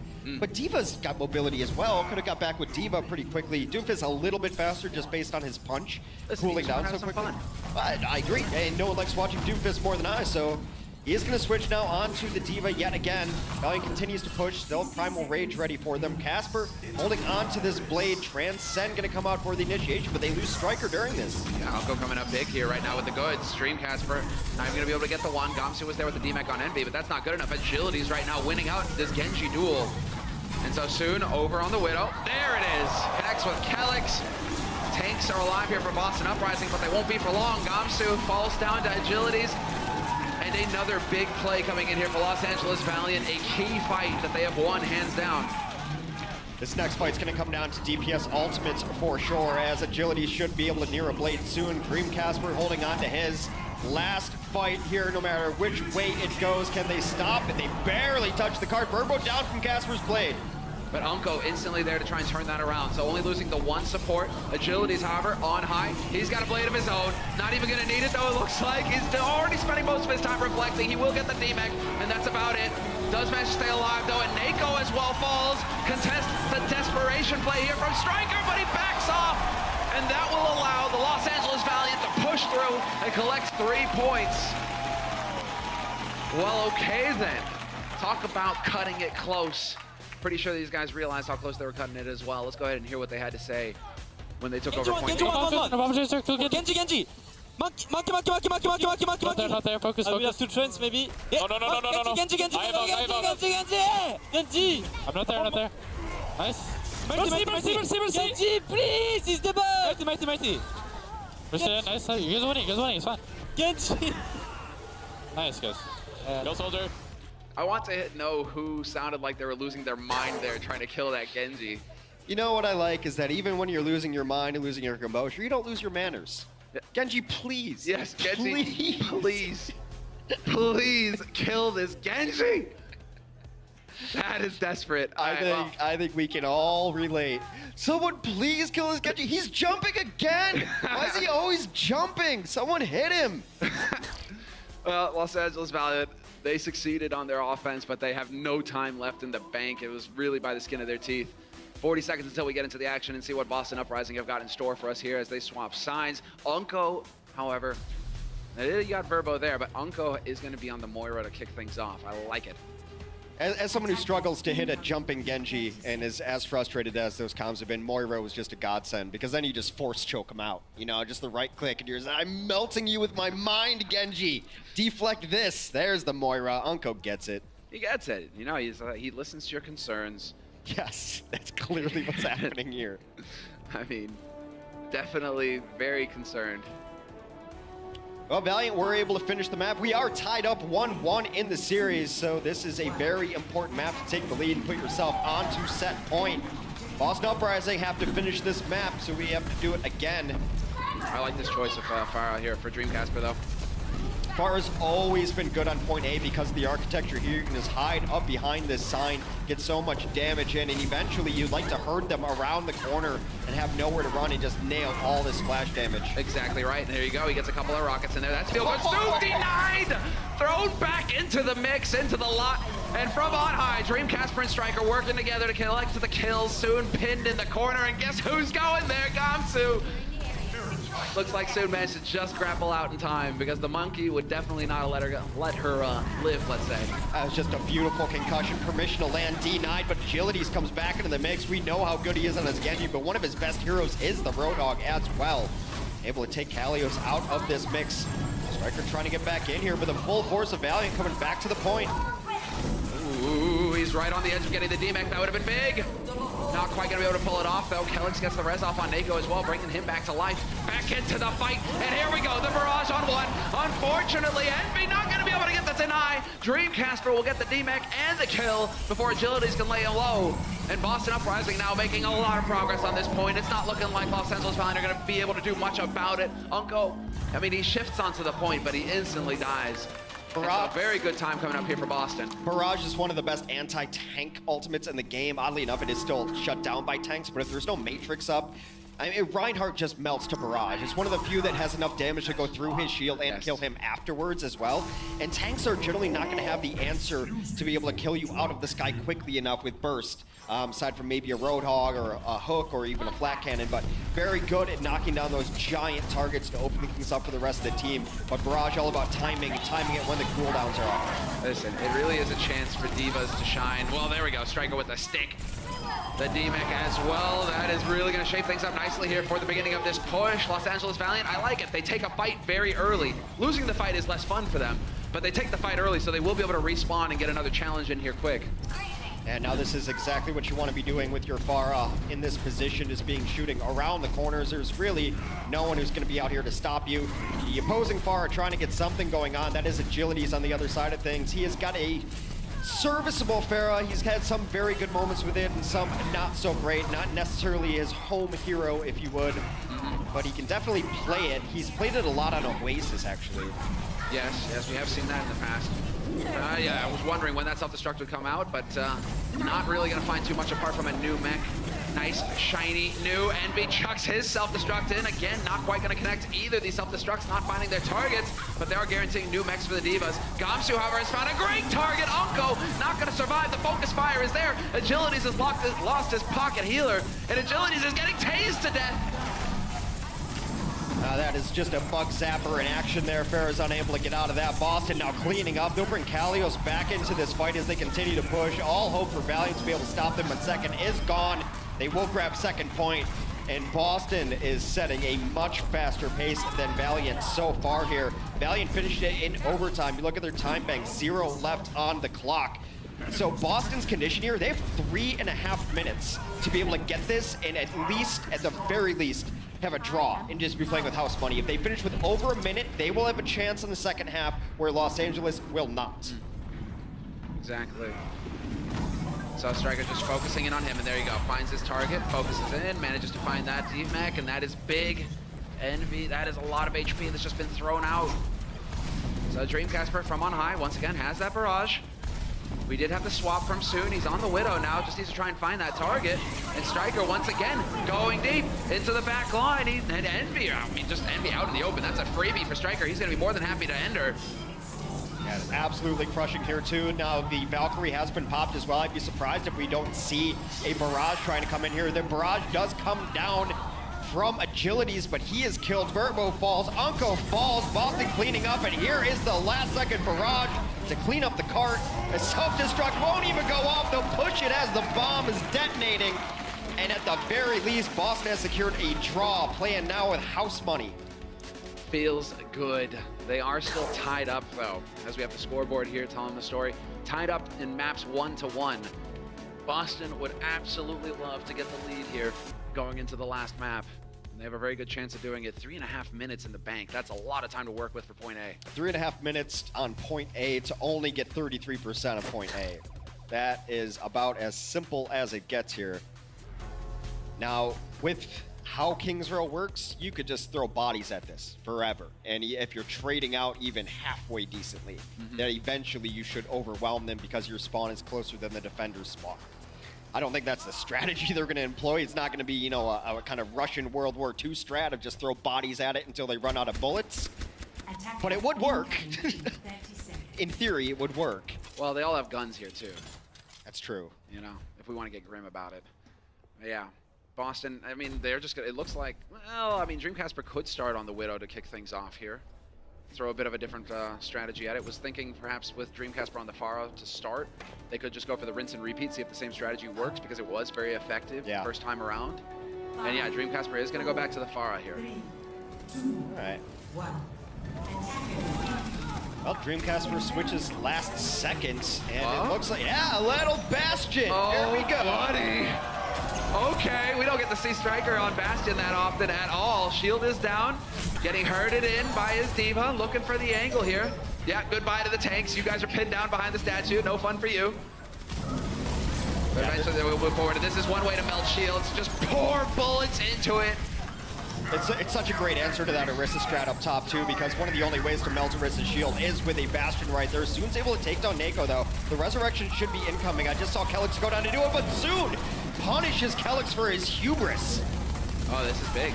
Now Fate is going to have an angle. He still has his Minder, though. Dreamcasper is there to keep him alive. Envy just crouching, trying to keep out of sight lines here. As Striker now at risk of getting picked off by Soon. He gets yanked out! And, well, instantly deaded. Nice hold so far for Los Angeles Valiant. Is really good in theory. Soon just hit every single shot that he had to hit there. If that resurrection comes through and they bring it up, that's 6v6, and you're still a little bit of trouble. Boston thought they were going to be able to hold on there long enough to let their reinforcements come back in because they liked the position they were in, and why wouldn't you? You've got a shield up in front of a bastion, but it just overwhelming force was able to take them out.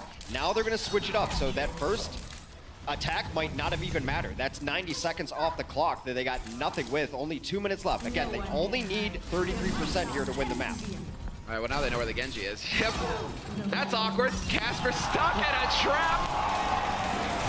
That is horrendous. And, well, Agilities has got the tire, Verbo. They've got everything they need here, Los Angeles Valiant. The ult advantage is theirs. They just need to be patient, wait for the right moment. Unko will find a kill old-fashioned style there on Kalios. Still has that chance to get in play. Soon has been caught by Gamsu. But they still have the edge here, Valiant, in terms of the defense. 1.5 minutes left on the clock for Boston Uprising to make it happen, to get 33%, to get 1 tick on this point. Yeah, Soon taken out of that fight is absolutely a huge. Casper will fall, though. Fate's going to have bongos here. He can drop them at any given time. They do kill them again. It's time to reset for Boston. This one's over. You cannot fight this. Striker needs to not get caught out. Ooh. All right, I would have gone for it and probably died, so smart by Striker to stay alive in this. They're just trying to set up one last good kill. Striker, they don't know where he is in the back line. He's waiting for his team to initiate, draw some eyes, and then pulse bomb this big clump on the stairs. Hex, you make the small bets. Striker, he goes all in. This is monstrous right here, right in the hallway! One big pulse bomb kill onto Agilities, a lot of damage dealt, and Dreamcasper's there to clean up. Couldn't have gone better. What a play to close the map. Boston Uprising will win on Kings Row, but that was beautiful. Patience is a virtue. He had a Zenyatta. He could have easily had Dead to Rights. Decides he's waiting for the big play. Oh, that was too cool to see happen, man. Pays off for him. He knows that's exactly where they're setting up. Waits for his team to draw their focus. Drops the pulse bomb behind it. All they needed was a third. Pulse bomb, pretty good ultimate. Boston now 1 map away from taking the set. The Overwatch League is brought to you by Omen by HP, the official PC and display of the Overwatch League. Intel, the official computer processor of the Overwatch League. And by T-Mobile, America's best unlimited network.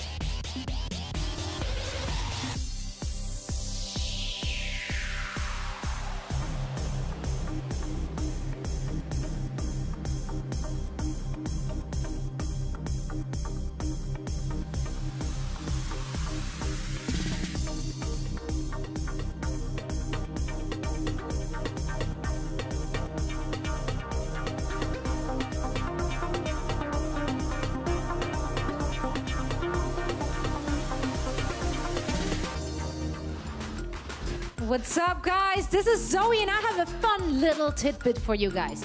I don't think anyone noticed this, and if you did, you deserve a little bit of an award. But actually, on stage, we had a little swap. After map 1, Gamzu and Striker swapped seats. Now, that might seem uninteresting to you, but I did go and follow up on it. I did talk to their coach at the end of halftime and asked why did they have to swap their seating position on stage. And he then told me that during their practice time here in the venue, they usually always have Gamzu sitting between Striker and Dreamcasper. So they wanted to make a change on stage in the seating position to mirror what they usually practice at. And it might seem small to you, but it just, in my opinion, goes to show how important it is to get those players comfortable on this stage. And if something as small as changing seats will actually give you the edge in the games, then go for it. I love this. I love this little tidbit. So Huck, thank you a lot for filling me in. We're now heading over to map number 4. Are you guys ready? Well, so am I. So, Hex Semper, take it away. Thank you, Zoe. So that is the kind of interesting tidbit that we need. Clearly, you know, they need a bouncer in the team. You know, just need to separate those two. Striker and Dreamcasper apparently just can't get along. Well, I mean, when they bring us like the subs who are coming in, who are coming out, they're like, these guys are just switching seats. We're, right? And then we're like, get Zoe on it. What's happening? Yeah, let's get our insider to get the information. And it makes a lot of sense because I was wondering, I'm like, well, maybe it's about seeing the screen, seeing where the other person is. And it makes a ton of sense that you would sit your main tank and part of a dive composition between your DPS because he needs to know where they're going and they all have to work in concert. That makes a world of sense. Kareev is going to come back in for agilities as we go to Route 66 because probably going to see some Widow play, the most natural Widow on that team. Mistakes is going to come back in or come in for the first time this set for Dreamcasper. Saw some of his first play, I believe last week it was, and Note is back in for Kalios. Now we saw Mistakes coming in, we're like, oh, it's Route 66, he plays La Sombra, but last time he came in on Route 66, didn't necessarily play Sombra. Earlier today, we went Route 66, and I'm like, yeah, it's definitely gonna be Sombra, and I was dead wrong there, so we'll see what they have, but Mistakes, you don't lose a whole lot. A very talented player. Yeah, he demonstrated that, right? Where we kind of, yeah, exactly, foot, mouth, all of that in terms of the Sombra predictions, but he really did step up, and it didn't really feel like, okay, yeah, he's not playing Sombra, but he's not dragging the team down because of that. You know, we all kind of were thinking, is he going to be the Sombra specialist? But, I mean, he is showing that he's got quite the deep playbook. And while he is highly motivated, you and I, we've gotten to actually chat with him a little bit. He's super motivated right now, putting in the work and wanting to have an impact for his team. Yeah, really just wants to play. Of course, he was on that old 3-2-1 roster. His buddy Snillo got some playtime this week, of course, formerly on that roster as well. So a lot of the Contenders Season 0 All-Stars making their way up to the OWL big stage. Very happy to see. And so far, he is on that Sombra. It would make a world of sense, but you know, even though it makes sense, sometimes people don't play it. Very good on Route 66 because of the pack placements.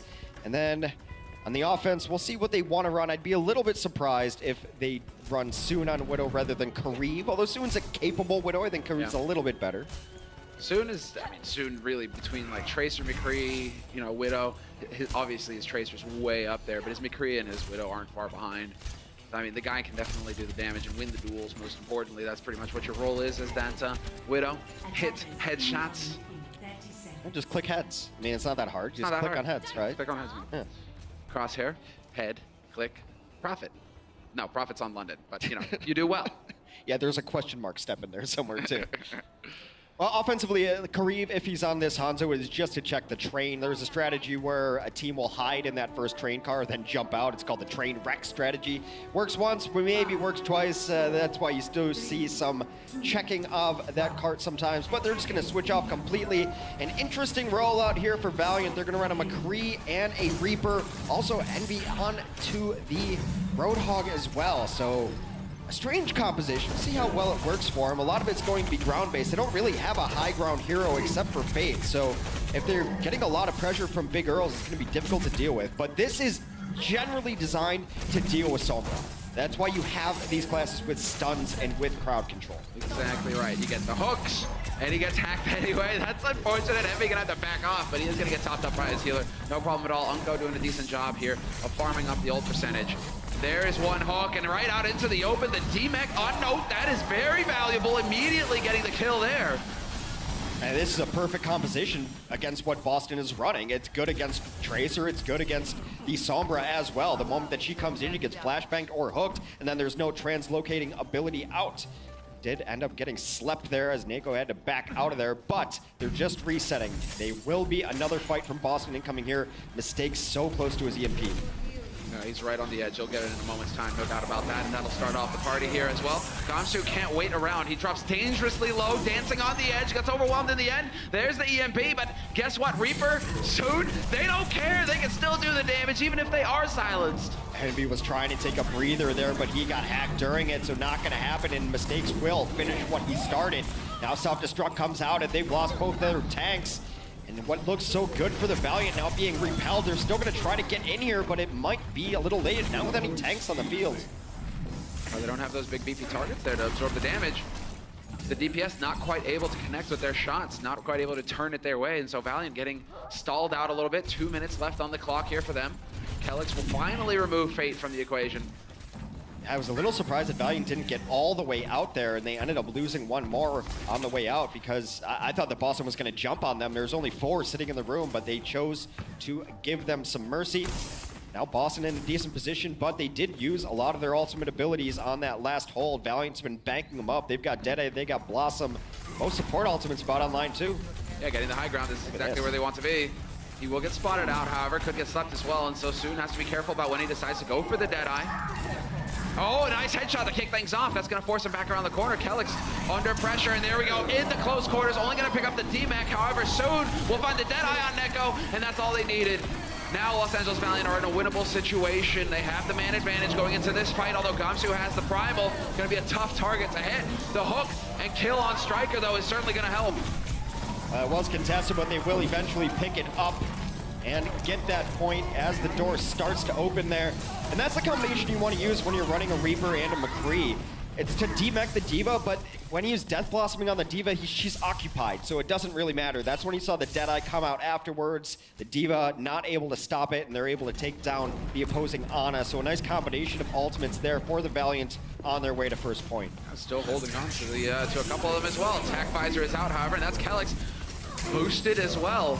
And when he gets hooked in, valuable time wasted off of this ultimate. Kellex now has to rotate around, and he'll just get run over by Fate. Kariv is there as well to land a hand. Gamsu is out of it. And a great hook. What a hook from Envy. Tough target to hit, but he gets the job done. Very nice play there. Valiant has switched off their composition back to their tried and true composition. Envy hits another hook. Somebody stop this man as he is on a reign of terror. That's such a huge hook. You called it out too. I mean, Nano Visor, that's 2 ultimates. And it wasn't getting a whole lot done, but it gets absolutely nothing when you're hooked. That hook's not designed to kill him. He knows that the nano boost and the damage resistance, that's not probably going to be in the cards for him. But he's able to get that done, and look at this. Kariv. There it is. You got a grappling hook, no more. Very patient for Mistakes, but meanwhile, back at the ranch, everyone else is dying. Exactly. May have been a bit too patient there, unfortunately for him. Not even gonna get the silence there on Unko. That would have been huge. Envy long range gets the pick on him. And Los Angeles Valiant right now, they're running away with this. Great time for the second point. 3.5 minutes left on the clock to push it home to the third.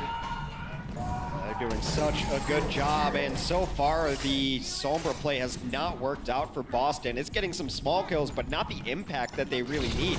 EMP is still up. I'd imagine if this next EMP falls flat, or even if it connects, they might switch off of the Sombra here and last. The EMP comes out. Where's the follow-up? There it is. There it is, exactly. Envy, without being able to take a breather, that's going to end pretty smoothly for him. Kariv connects with one, looking for the second. If he can get the DMAC, that would be pretty nice on Note, who's just desperate to hang in there. Eventually, No will get DMAC'd.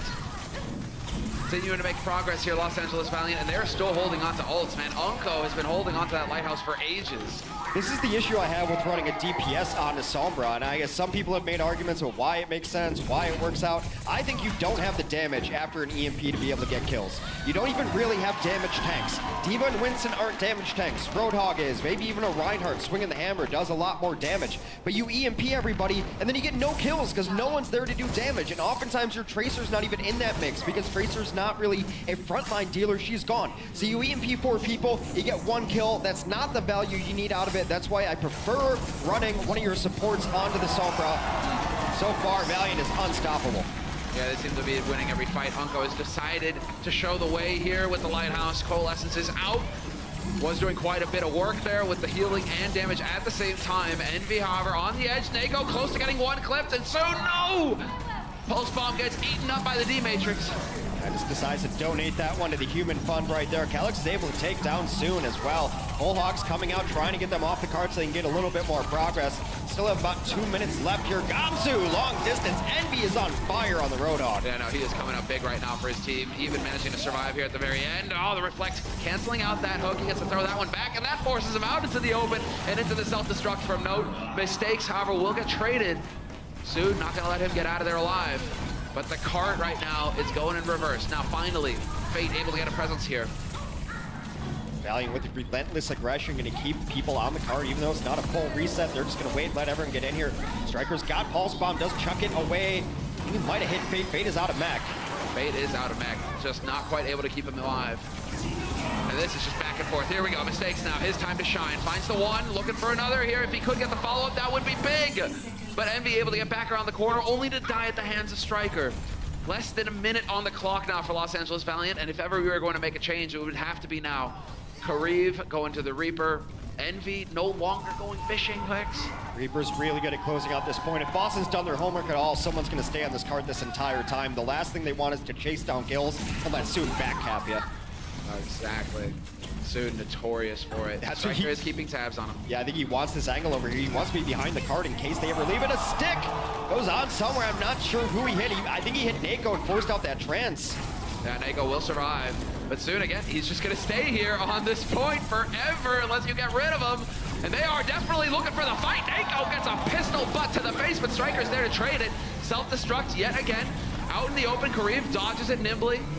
That Striker right now is on a tear. Boston Uprising have come alive.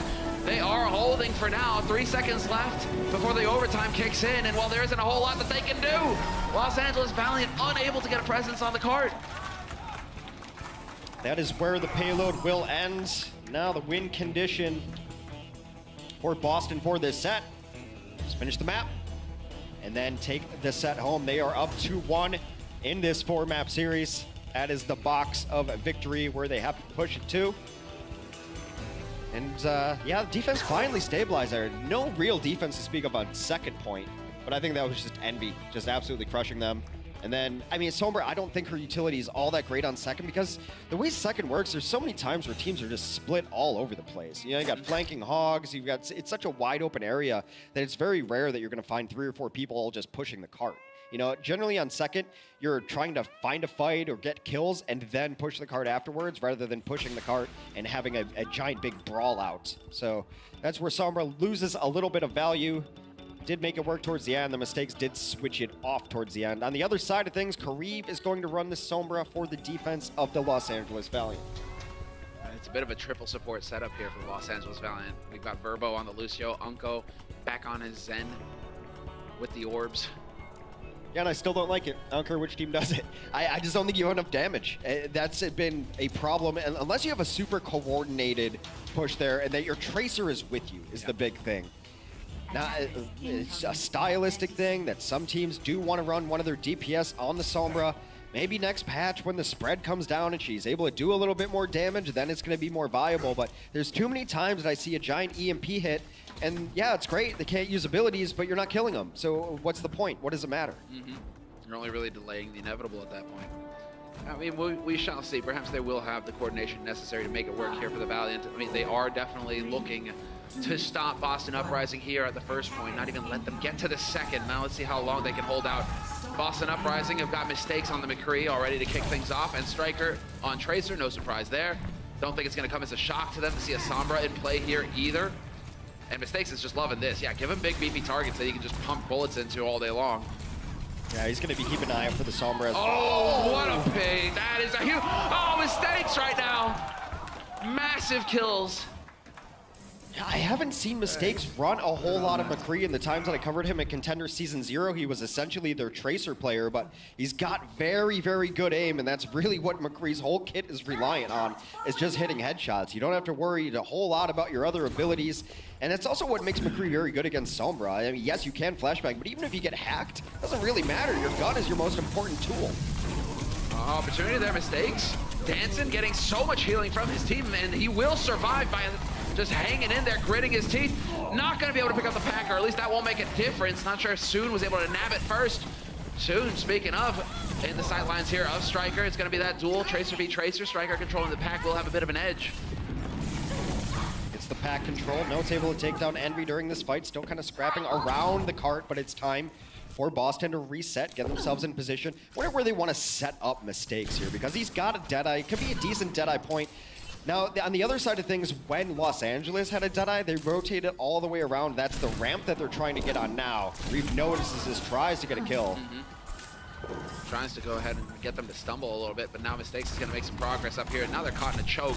So it's a little bit tricky here for Valiant. They should be able to fight their way out of it, getting a good spread, and really keeping that presence on the cart. Soon will eliminate Note. There we go. They decide it's time to get into this fight, and Envy taking down Nako is definitely going to help. Kareem finds Gamsu.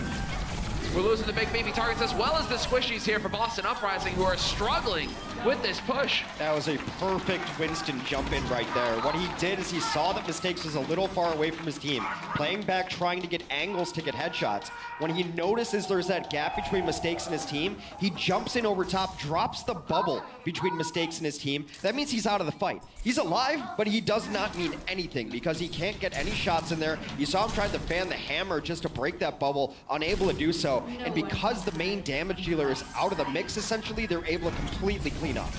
Wow, speaking of cleanup here, you've got Soon, Janitor-in-Chief, looking for the big bomb. He's gonna get the D-Mac on Note, just barely. Now he's got his eyes on Gamsu, who's already down to half HP, who is just praying for a healer to help him out. Plays, keep him alive. Primal from Gamsu, it's been forced. He's gonna get back up to full HP with that. Well, never mind, he gets obliterated immediately. Discord Orb and a whole lot of bullets. Unko will fall. Both of Zenyatta's now out of this mix. They're still trying to deal with this Mercy, but regen is a powerful ability. Not powerful enough. Kellex finally falls after being chased for what seemed like an eternity. And the sound barrier getting thrown in here. Everything along with the sync from Valiant just to win that fight. Okay, we'll see what Mistakes is really made of here because he's at 82%. And it's time for him to try to bust out a blade. That's what they need. There is a Transcendence available as well. Even if they win this fight, there is a long road ahead of Boston to be able to try to finish out this map. They've been absolutely stymied here, unable to find the angles on first point. You know, Route 66 is odd like this, though. That first point is like one of the hardest points to grab. You see more teams fail to grab first point than almost any other map. Oh, big opportunity. Yep, there we go. It was definitely worth a shot. It was a bit of a zoning pulse, but that's fine because Soon has now got them all caught in Big Earls. We will have Nako just committing that trance, not wasting any time at all. Mistakes, still holding on to his Dragon Blade, looking for a squishy target. Yep, he's just gonna go ahead for it. Kareem gone, minus ahead, and Mistakes finds Unko as well. That's the damage that they were looking for here, and Boston should be able to save it in overtime. Great angle of attack there to be able to find the Widow, and he knows that that's the problem. Also, Widow's almost a free reset. He gets the Widow, he's gonna get a dash reset, finds the supports of the alley right there. Just a perfect plan of attack and executed wonderfully from Mistakes. It's almost as if he was connecting the dots. One dot Grieve, next dot supports, third dot whoever. Yeah, in the picture ends up being a Valiant bloodbath loss at the first point. Exactly, Hex.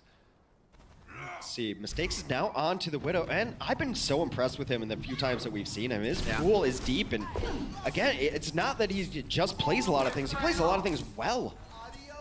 Oh yes, last time we did see him actually play the Widow as well, and he was hitting shots left and right. You know, Kareev, gonna have to be put on notice here. Definitely aware of the fact that there's a sniper on Boston. And there we go, headshot. Such a satisfying sound. Indeed. Bait dropped fairly low down to half HP, getting topped up by his healers. Got to be careful on those angles, though. Mistakes, another headshot like that. Well, never mind. Kareem launches himself bodily in the air, opens up the angle, and gets the headshot on Mistakes. Beautiful fight there. They are still dropping very low, Los Angeles Valiant. And we are going to have Unko just throwing in the trance, trying to keep him alive, and it's looking like it's going to do the trick. Gamsu now, the point of focus, and not for long. He's dead. That's just an air of stubbornness by Mistakes to go to the well that many times. He can't peek the same wall 3 to 4 times. Eventually that information's going to get to the other sniper, and he's waiting for that last peek. Garib able to capitalize on it. Mistakes changes back to the Genji now. Maybe a bit of an early switch. He lost one Widow fight. It's not time to really pack it in, but apparently he just feels better on the Genji right now. He can get in there. Now this really is going to give a lot of room to Garib, unless Mistakes can just dive him at some point. If they step out into the open, good sight line here onto the payload as well. Soon removes Mistakes. That is fantastic. Could be setting it up nicely here for a map 5, going the distance into overtime. We are going to get into it as soon. Eyes on the prize, right there on the squishy supports. He'll go for Striker as well. He'll take anybody, all comers. He's fine. Striker, man, just hanging on, and will get denied the pack. Meanwhile, Primal Rage is knocking everyone back who's even thinking of reinforcements. Garib is cleaning up anybody who has a shred of health left. Gonna be desperation time for Boss Team gets dark. Gamsu luckily had Primal Rage, so he's gonna be able to get there. Garib's gonna try to play Bouncer at the door with his Widow. They will have one more chance at this. The sound barrier already came down for Boston. An answering barrier for Verbo. Yeah, no hesitation, and Unko's got the trance ready to go as well here for Los Angeles Valiant. They have every advantage. Now it's just about closing it out. They've put up a fantastic fight thus far. And well, yeah, Korea continues to just be able to hit shot after shot. It is the shooting gallery. Nobody here to challenge him. Still just trying to connect. Does do a lot of damage there. Unko out of this fight. That could be the kill that they need. Gamsu carrying. Takes down both supports. Oh boy.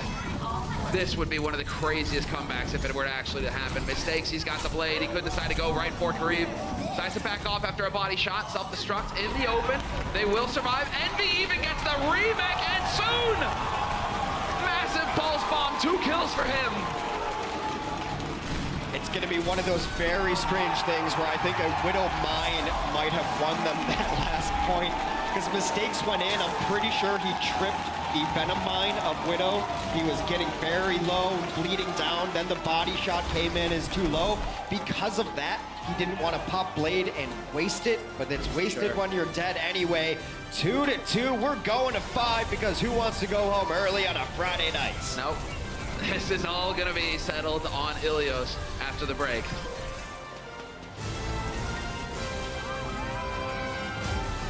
The Overwatch League is brought to you by T-Mobile, America's best unlimited network. Omened by HP, the official PC and display of the Overwatch League. And by Intel, the official computer processor of the Overwatch League.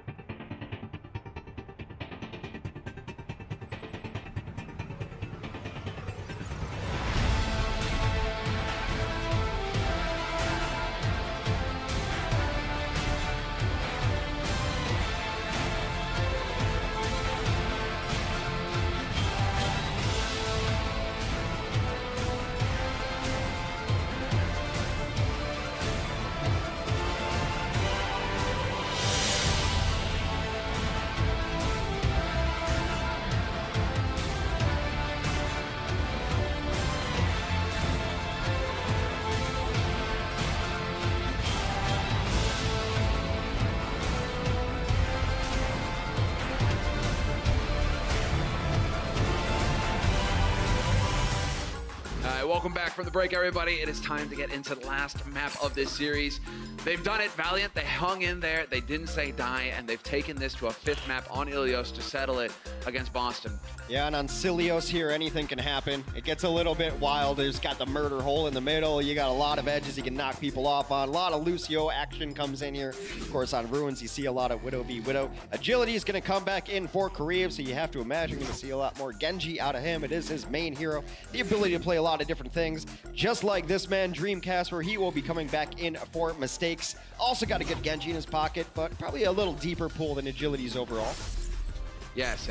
We've seen that so far, at least from Dreamcast. That's the tough thing, you know, when you're looking at Boston's lineup, you want to put Mistakes in, who can play a good number of heroes, but he's probably not getting as much prac time as Dreamcast, just because Dreamcast is going to play a bunch of heroes as well. So a bit of a tough decision there for Papa Huck in the back line. It seems like it's been a strategy for a lot of teams when they try to integrate new players into the rosters, just to give them a map. Like, it doesn't matter what comp they're going to run, but like that is their specific map. They play on that map, they practice on that map, and like that's just how it works. It's similar to Houston, where you see Clockwork always on assaults. You're trying to integrate these players, but you also want to make sure that it's not taking away from the rest of the team. It's a difficult balancing act. Well, nothing difficult about the murder hole. We'll be seeing it, that's for sure. But I do believe we're going to be starting off on Lighthouse here on Ilios.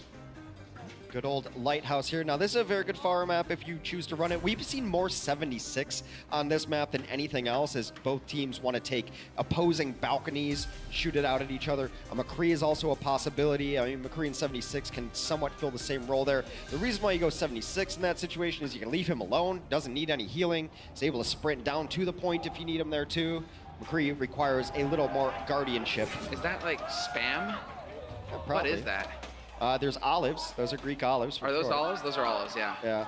All right, and then there's like a sprig of a leaf on there. I mean, very, very bare plate. Definitely European. You sound, yes, definitely European. You can tell it's European by the portion size. Exactly. It is smaller than my head, so it's not an American portion size.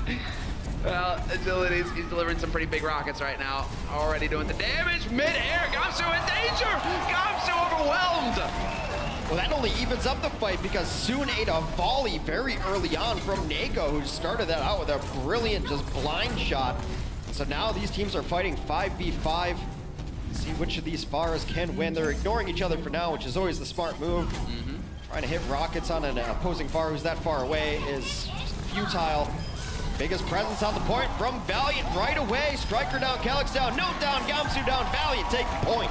Valiant warming up here. Fantastic start in this initial fight. Now, exactly, when you've got the ground war won, then you just throw out a few rockets. You hope you get lucky. You hope you connect one of them with Dreamcasper's face. Especially when you've got a Mercy in the pocket there, because to kill Agilities, you have to hit 2 rockets right in a row on him. I mean, at the very least. But we'll see. I mean, that's the big difference between these compositions. One of the Pharahs has a Mercy with him, the other does not. We'll see if they want to make some changes against this, because it's putting Dreamcasper in a very difficult situation. Yeah, he's falling behind as far as the ults are concerned. And well, here we go soon. Speaking of ult, he's got the Pulse coming online. Decides not to overcommit. Dreamcasper has somehow won the duel versus Agilities, and that Pulse does not stick for Soon, so he's not going to be too happy about that. Has to back off empty-handed. Unko will get the res off on Agilities, though. That's pretty big, bringing him back up to full strength. And now Agilities, he does have the barrage to throw into this fight. As soon as this trance wears off from Nako, he can do some serious hurt. Transcend, I think, came out at a time that he didn't want to use it, but he ate a damage booster rocket on the way in, was forced to use it. Nako then is taken down. Meanwhile, oh no, the bait! He took it! Hook, line, and sinker. Agilities, what happened? For me, a successful barrage is one you live through. I don't care if you don't get any damage done at all. You still are alive to shoot and fight another day. Still in full control are the Valiant, nearing 70% now, as it's not been a clean fight for Boston. They now finally get some more pressure on the point. Valiant will throw bodies at this to get their percentage up there. Still not giving it back. 76, yeah, this is great. If you can get to up to 80, you're putting yourself in the one fight situation. That's super solid. Now's the time. Oh, those Soon, man. Gamsu gone, Nako as well.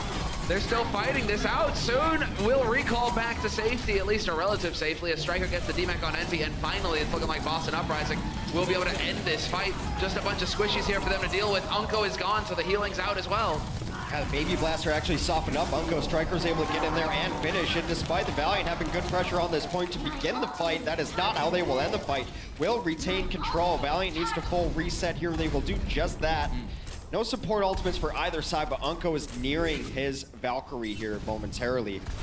It's not that great to fight inside the point, so I'd be surprised if they don't try to force a fight outside the point where that Valkyrie can be more effective. You don't really want to put the Moth of Mercy in a cage. Yeah, exactly right. You don't want her flying into the flames. Oh, big opportunity here. Agility is getting topped right back up immediately, though. Unco making sure that his Pharah is going to be able to do the damage. Stay alive on this fight. Positional. I mean, Dreamcasper spending a lot of time trying to hit these rockets. Nearly going to be able to pick it up. Oh, he's aiming. He's taking his time, and Unco's going to be there to get the res again. And in the meantime, soon, he's been doing so much work on the point, killing everything. What is going on? Dreamcasper surely going to go for the swap here. Well, he's going to go for the swap because he's got to get back to the point. You need a little bit of a faster hero, very likely, to get back into this. Envy is cleaning up right now. During all of that Top Gun battle, Soon was on the ground, absolutely crushing it. He has come to life in the second half of this series, playing so well, and the Valiant will take it 100% to 49, one stage away from taking the set over the Boston Uprising. Bit of the replay. They were all chiming in on this one. He doesn't even get the kill. I don't even know what that whole voice line is. I've never heard the entire thing. Usually these days, man. I know that Justice, it's usually as far as I get my barrages. And well, you know, it is just that. It is just that, Hex. There's nothing more to, you know, you don't need to figure it out anymore. I mean, we are still going to have some Pharahs in play here, interesting, but we're going into the murder hole. It's not quite into ruins just yet. Yeah, the Pharahs here are going to come into it.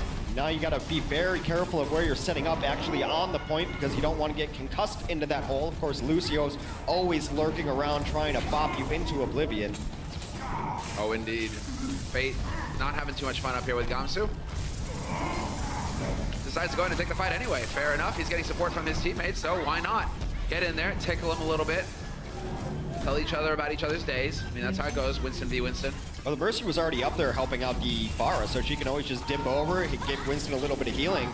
And so, I mean, if you're really looking for healing, it's best to be a vertical hero in this situation. Little bait into the hole, then back out again. So far, bloodless in this fight. There it is, there's first blood. And Gamsu again, the focus on him has been fantastic so far. That's been the big key here for Los Angeles Valiant to get the lead. They drop the monkey first, and then they proceed to win out the rest of the fight. Now it's just going to be about staggering here, about trying to buy time. Boston Uprising, you got Striker, but then nope, gets demagged. Striker backing off. I mean, they lost Unco very early in that fight too, but some really good healing on the point and everyone playing around their Lucio and his proximity to keep healed up. Soon was dead to right a couple times, found himself the healing he needed. Because of that, Valiant able to take this, and late kill onto Kellex as well. Yeah, nicely done. That'll stagger things. That'll slow things down here for Boston. But we do have a barrage online for Dreamcasper. Agility's 10% away on his. Support ults, Los Angeles Valiant in the lead as well. In the lead, but it might not matter. I think Boston should be able to get there pretty quickly as well at 82% and 75 respectively. So unless Valiant uses theirs right now, which would not be the right move anyway, you're in control and there's not even really a fight going on. And it should be equal, and it's going to be about execution here. Soon another bomb ready. He's a juicy target. And there you go. No D-Matrix to cancel it out. Will be no just chugging it out, and now the sound barriers are into the fight. You're right, they are going to be balancing. Unco's got the wings out as well, and Nako being very patient about using his, and that's going to be important because Kellex is dead, killed by Agilities. Agilities looking for more. He finds Note as well, but Unco gets the res off on Envy. Won't be a second resurrection now available for Agility, so that's a lot of damage out of the fight. Nako is going to come in, bring Note back up. Diva's being prioritized as resurrection targets during this fight. But this is such a difficult point to take back because of the pure volume of it. You have to kill almost everybody to be able to flip it over. As you see, Valiant still in control of the point at 60% and counting. They're still going to be on the points. Oh, the boop attempt. Yeah, I mean, look, like they're killing a lot of people, but unless you're killing everyone, you're not going to get control back. Soon's been jumping around on this point forever. Here comes Agilities. He's going to try to touch. Does not. Will just fall. 72%. 72%. Still very solid here for Los Angeles Valiant. They've got a good lead. Now it's a question of whether they go for the full switch. Agilities is still on the Pharah. So they're sticking to their game plan, both of these teams. Big difference here is that Casper's got the barrage, so let's see if he survives to find out how the full sentence ends, or if it is just gonna be that. Just the justice. We shall see. Striker looking for a little bit here on the targets. With both teams just dancing around. Boston is nearing a couple important ultimates as well. They're gonna about to have Valkyrie and a self-destruct ready to go. So some stall-out ultimates if they should need them. That's a big kill to start things off. Nako's got the wings and online if he needs them, and yes, springs him out immediately. Not probably gonna be able to get that res off on Kelix in time. Definitely gonna be trying though, and it's Gamsu to be brought back to life. Now the wings are out here for Unko. We have the Valk online. Unko, however, getting focused pretty hard. Envy with the self-destruct, I think that was just to get a new mech because the position it came out in was very odd. Gamsu's got people stuck in a corner. Verbo will be stuck in that corner for eternity, or at least until he respawns. And Boston doing a great job of control on this map. Los Angeles has not even been close to bringing this back since they lost it. Envy goes into the murder hole. You can hear her cries forever. Diva's scream will haunt my nightmares. Yeah, that's a tough one, man. She'll find out. She'll find out what's at the bottom. And now we get the standoff. 76%. Another good fight here for Los Angeles Valiant. They've done a decent job of banking ults. They are in the lead there, at least. Yeah, this one's going to go to at least 99 for Boston because it's just so hard to take control at this point in any sort of quick ability at all. So far, still just posturing on the point. Very low as that Winston is to jump out of that fight. Casper gets better of agilities to kick it off. Solid start. Sound barrier thrown in here by Verbo. Pulse gets eaten. That's no fun. Envy, solid play from him, managing to cancel out these plays from Striker. And Envy just doing the best that he can to stay alive. We do have Justice, and it does in fact rain from above. Not gonna find anything with it though, it looks like. And well, we're just following Striker because Striker right now, he's just staying alive forever, just doing the damage. Guys dancing around all over the point, jumping over the pins, finding new targets, killing absolutely everything. And Boston is so close to tying this one back up. Fate jumps in. Justice reigns from above. That's what it says. That's what it says. We heard it twice as well, Hex. All right. Learn something new every day. But we're tied at 1-1, of course. These two teams are so evenly matched. Of course it has to go down to the final stage of the final map in this series. We've gone the distance. It's going down to Ruins. And you'd have to give Boston the small advantage just in the Widow fight. Not to say Soon's not a capable Widow, but Casper has played it a little bit more, and especially lately, considering Kariv has taken Widow duties away from Soon, even though he played it earlier in the season. But anything can happen here on Ruins. But then on the other side of things, I think that they're going to run agilities on the Genji to help out against the Widow. When I first saw this map, when it first came out, this stage specifically, all we saw was Widow and Genji constantly. Genji is trying to fight Widows, Widow's trying to avoid them and kill everything else. You can see Dreamcasper on the hunt. He's looking for the soul target. He's got a bit of a safe angle here to work with. Nothing juicy quite yet. That's not an easy shot to hit as well. That's all about reaction time and dealing with pixels. But where in the world is Soon? Well, he knows where Soon is now because he just saw the Mercy fly up to him. It's a giveaway that Soon is back in that corner. Casper is not shying away from this fight. Now he is. Now he's going to go to the other side and take the free damage without Soon trying to mess him up. Yeah, Striker. That's free. What is going on here? Valiant get the cap for free. They're so zeroed in on these fights that Boston Uprising not keeping a presence on the point. Coming back to haunt them as Note chucks himself into the void. And with control of the point, that is a huge advantage for the Widow in control. Now you can just sit back, you can wait for your team to spot out the other Widow. A lot of teams will even switch off the Widow the moment that they lose control of this point and switch onto something else. Casper's gonna give it another life or so. Soon is definitely winning the damage battle by a little bit, so he's going to have Infrasight soon, which is so key in these Widow v Widow battles. Agilities goes down though, that's huge. Can Verbo get there to resurrect him? That was big here, Gamsu, man. The deep dive from him. Fate was trying to go for it as well. If they can find Kelix, this could be big. And yes, sure enough, Fate and Envy working together as a team, as a unit. However, that does allow for Boston to get the cap to flip the point. They have flipped it back, but I don't think they're going to be able to hold on to it real long. Striker down, Note down, and they'll just unceremoniously take it back. Only 8% taken there. Casper gives Soon a parting shot. See what Soon comes back up on. It's very possible that Soon might not want to play Widow v Widow anymore, but he's going to have to. Gamsu comes back into this mix, gets himself 2 kills. Yeah, what is going on? They're so spread out right now. the Valiant, threading back into this fight one after another, and at this point, Verbo just turned tail. I mean, he got 1% more out of that, his death.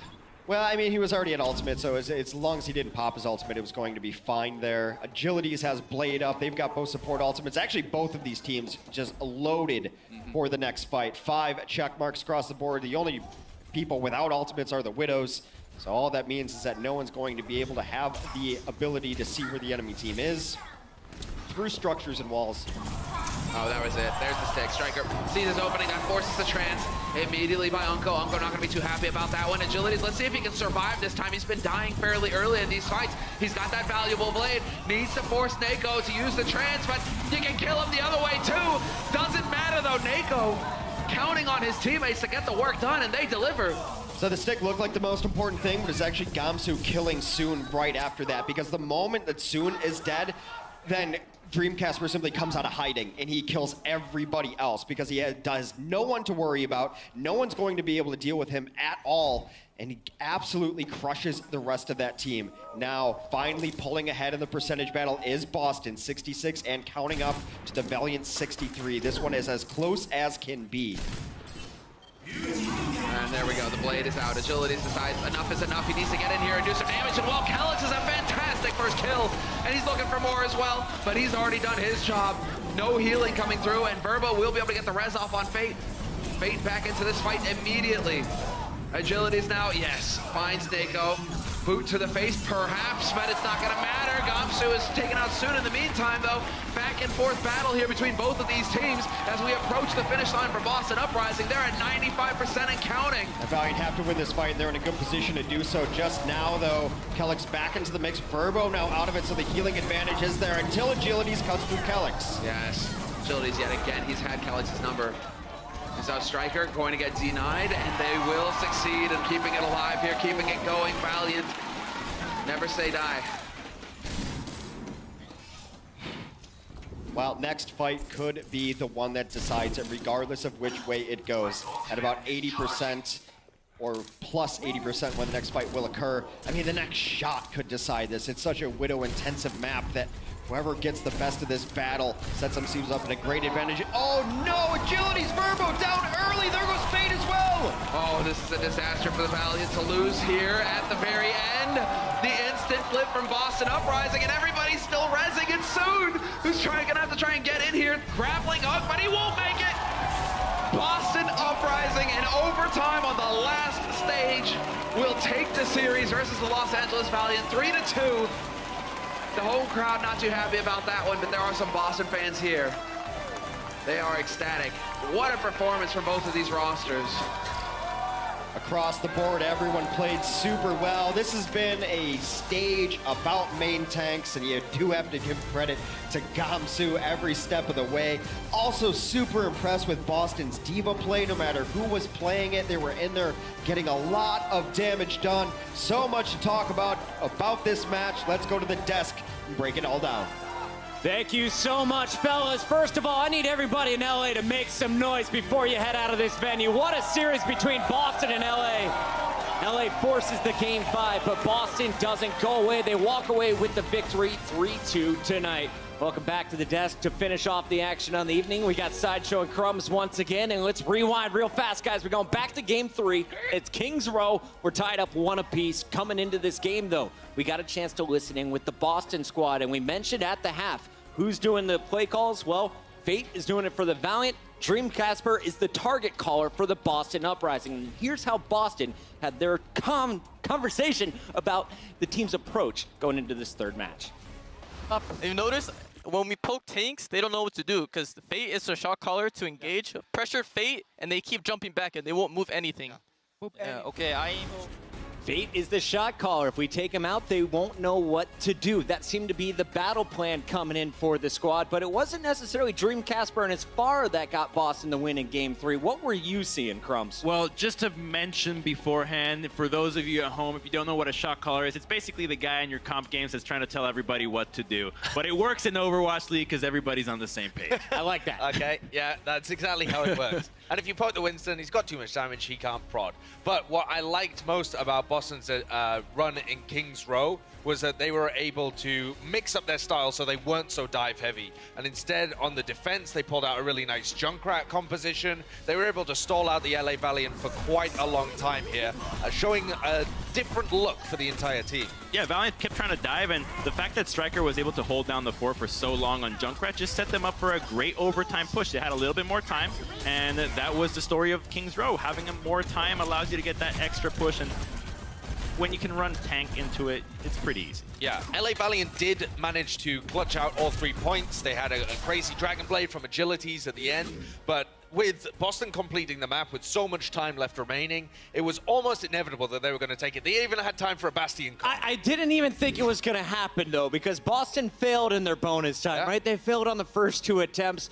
Fate, he was set up with the Orisa, pulled the Bastion off the top, and it had to come down to a single play, and this was patience being shown by Striker. Let's take a look at how Boston locked it up. After the strong defense with the Junkrat, he goes back to his Tracer, and this Pulse Bomb sealed the deal on the attack. We saw him lurking around for a long time after the first push had failed, but the fact that you take out Agilities right away means that the anti-dive is already gone, Mercy doesn't have enough time to rest, and the fight's won. Yeah, and the timing with that, it managed to get the D-Mech, did a load of damage to the supports as well. That is a real value Pulse Bomb. Tough loss for the Valiant, but they didn't give up there. Let's go into game number 4, and we go to Route 66. Valiant need this to force a game 5, and your strong Diva player in Envy, well, he was shining on a new hero. Let's take a look at some of his plays with the Hog, and talk me through the strategy here. When do you put Envy on the Hog in the future? When you're playing against a Sombra, that's basically it. With mistakes coming into the lineup, they knew they were playing against a Sombra. You'll notice that Fate is on the Diva as well.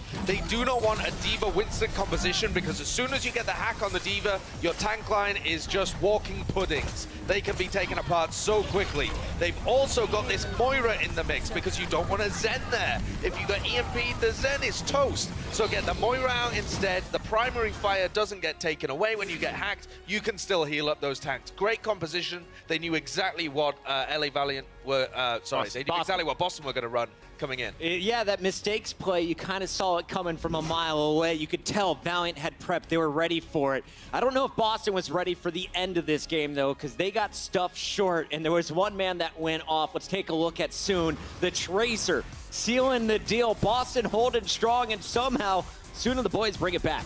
Yeah, this was actually incredible. That they were able to get back into this one and hold it out, and you're thinking, no, Boston have got back in. How did that happen? There's so much value of that Pulse Bomb, because that was a mini Diva that was going to remake back up. So you basically stall it out down forever. a tank and a support at one time. It was such a big Pulse Bomb. It was pretty amazing, and as you saw, over his shoulder, Kareev was hitting a headshot as well. Everyone showing up for Valiant to seal game 4. Now we're going to Ilios. It's game 5. It's do or die. Who is going to walk away with this match? It was looking great for Agilities and the boys. They open up with a kill on Gamsu. But when you looked at the air-to-air battle, Dreamcast was getting the best of the opposing far. He won 5 of their fights, 5-0 in that battle, unless you include Unko's pistol kill. But this one was going back and forth, back and forth. Control, it's always about individual plays. And again, I feel like Soon was the first one to show up here in heat number 1 before Boston started heating up. I mean, it looks like these Tracers just kick it into overdrive when it comes to Ilios. They just shine more than any other hero, it seems, because if you remember Sabiobi, last time he had the exact same thing against Soul. But when we transitioned into this final stage, it looked like the Valiant just collapsed.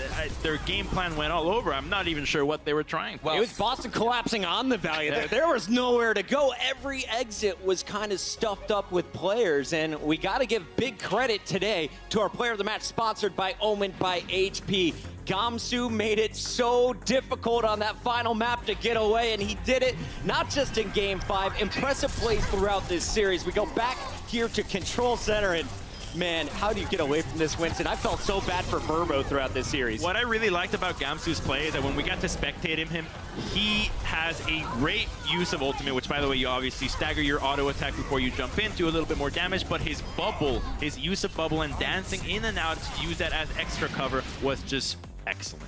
We knew Fate was going to be amazing on the opposing tank. Gamsu matching him as we take a look at the numbers. Look at those final blows. 45 deaths, a little bit higher than he's used to, but this one went all 5 games, 3 rounds in the Control. Very long series. And They missed Gamsu. Kalios did a nice job filling in for a little bit, but it's so good to see this guy back in action. The boss is back, and Boston Uprising are back on the rise. Yes, their 4-0 or /0-4 streak has ended. They weren't quite able to get the clean sweep. We thought it would be close, but they got the win, and that's what matters. And let's take a look at the standings now after this victory from Boston. Crumbs, go ahead. I know you got another point. Yeah, you know what I will say? Huck was right the entire time. The Valiant look a lot stronger than we thought, so he was on the spot. Got to give him credit. And both of those two teams sat at 6 and 7. They're hanging out at a reasonable mid-table, able to make a push and take games off the top teams. Boston made a late run in stage 1. Will they be able to finish in the top 6, maybe even the top 5? We'll find out as they have 2 more matches to go next week as they face off against San Francisco and the Gladiators. We take a look at the overall standings, though, and remember, at the end of 40 matches per team, we're going the distance, baby. I just won rock, paper, scissors off camera. Anyway, New York XL totally in charge. We got a long way to go, and it picks up again tomorrow. 1 p.m. is the match you need to set your alarm for right now. Seoul Dynasty, London Spitfire. You got number 1 versus number 3 in the standings of stage 2. London Spitfire, this is a big game for them. Yeah, you know, Seoul have actually never taken a single map off the core of London Spitfire, despite them being so strong. Both teams are incredible. The games are always amazing, and Seoul will be looking for revenge. Crumbs, I got to ask you, for anyone who is just tuning into the stream, you messed up, but let's help them out. What VOD do they need to go back and watch on OverwatchLeague.com? Well, we're going to play spoilers again, and you watch the one right behind us, and it looks like Boston won, so hope you like spoilers. All right, there we go. Boston gets the win to finish off the night. Big shout out to everyone who is here in the Blizzard Arena. For everyone else, we'll see you tomorrow at 1 p.m. Pacific. Thanks for watching.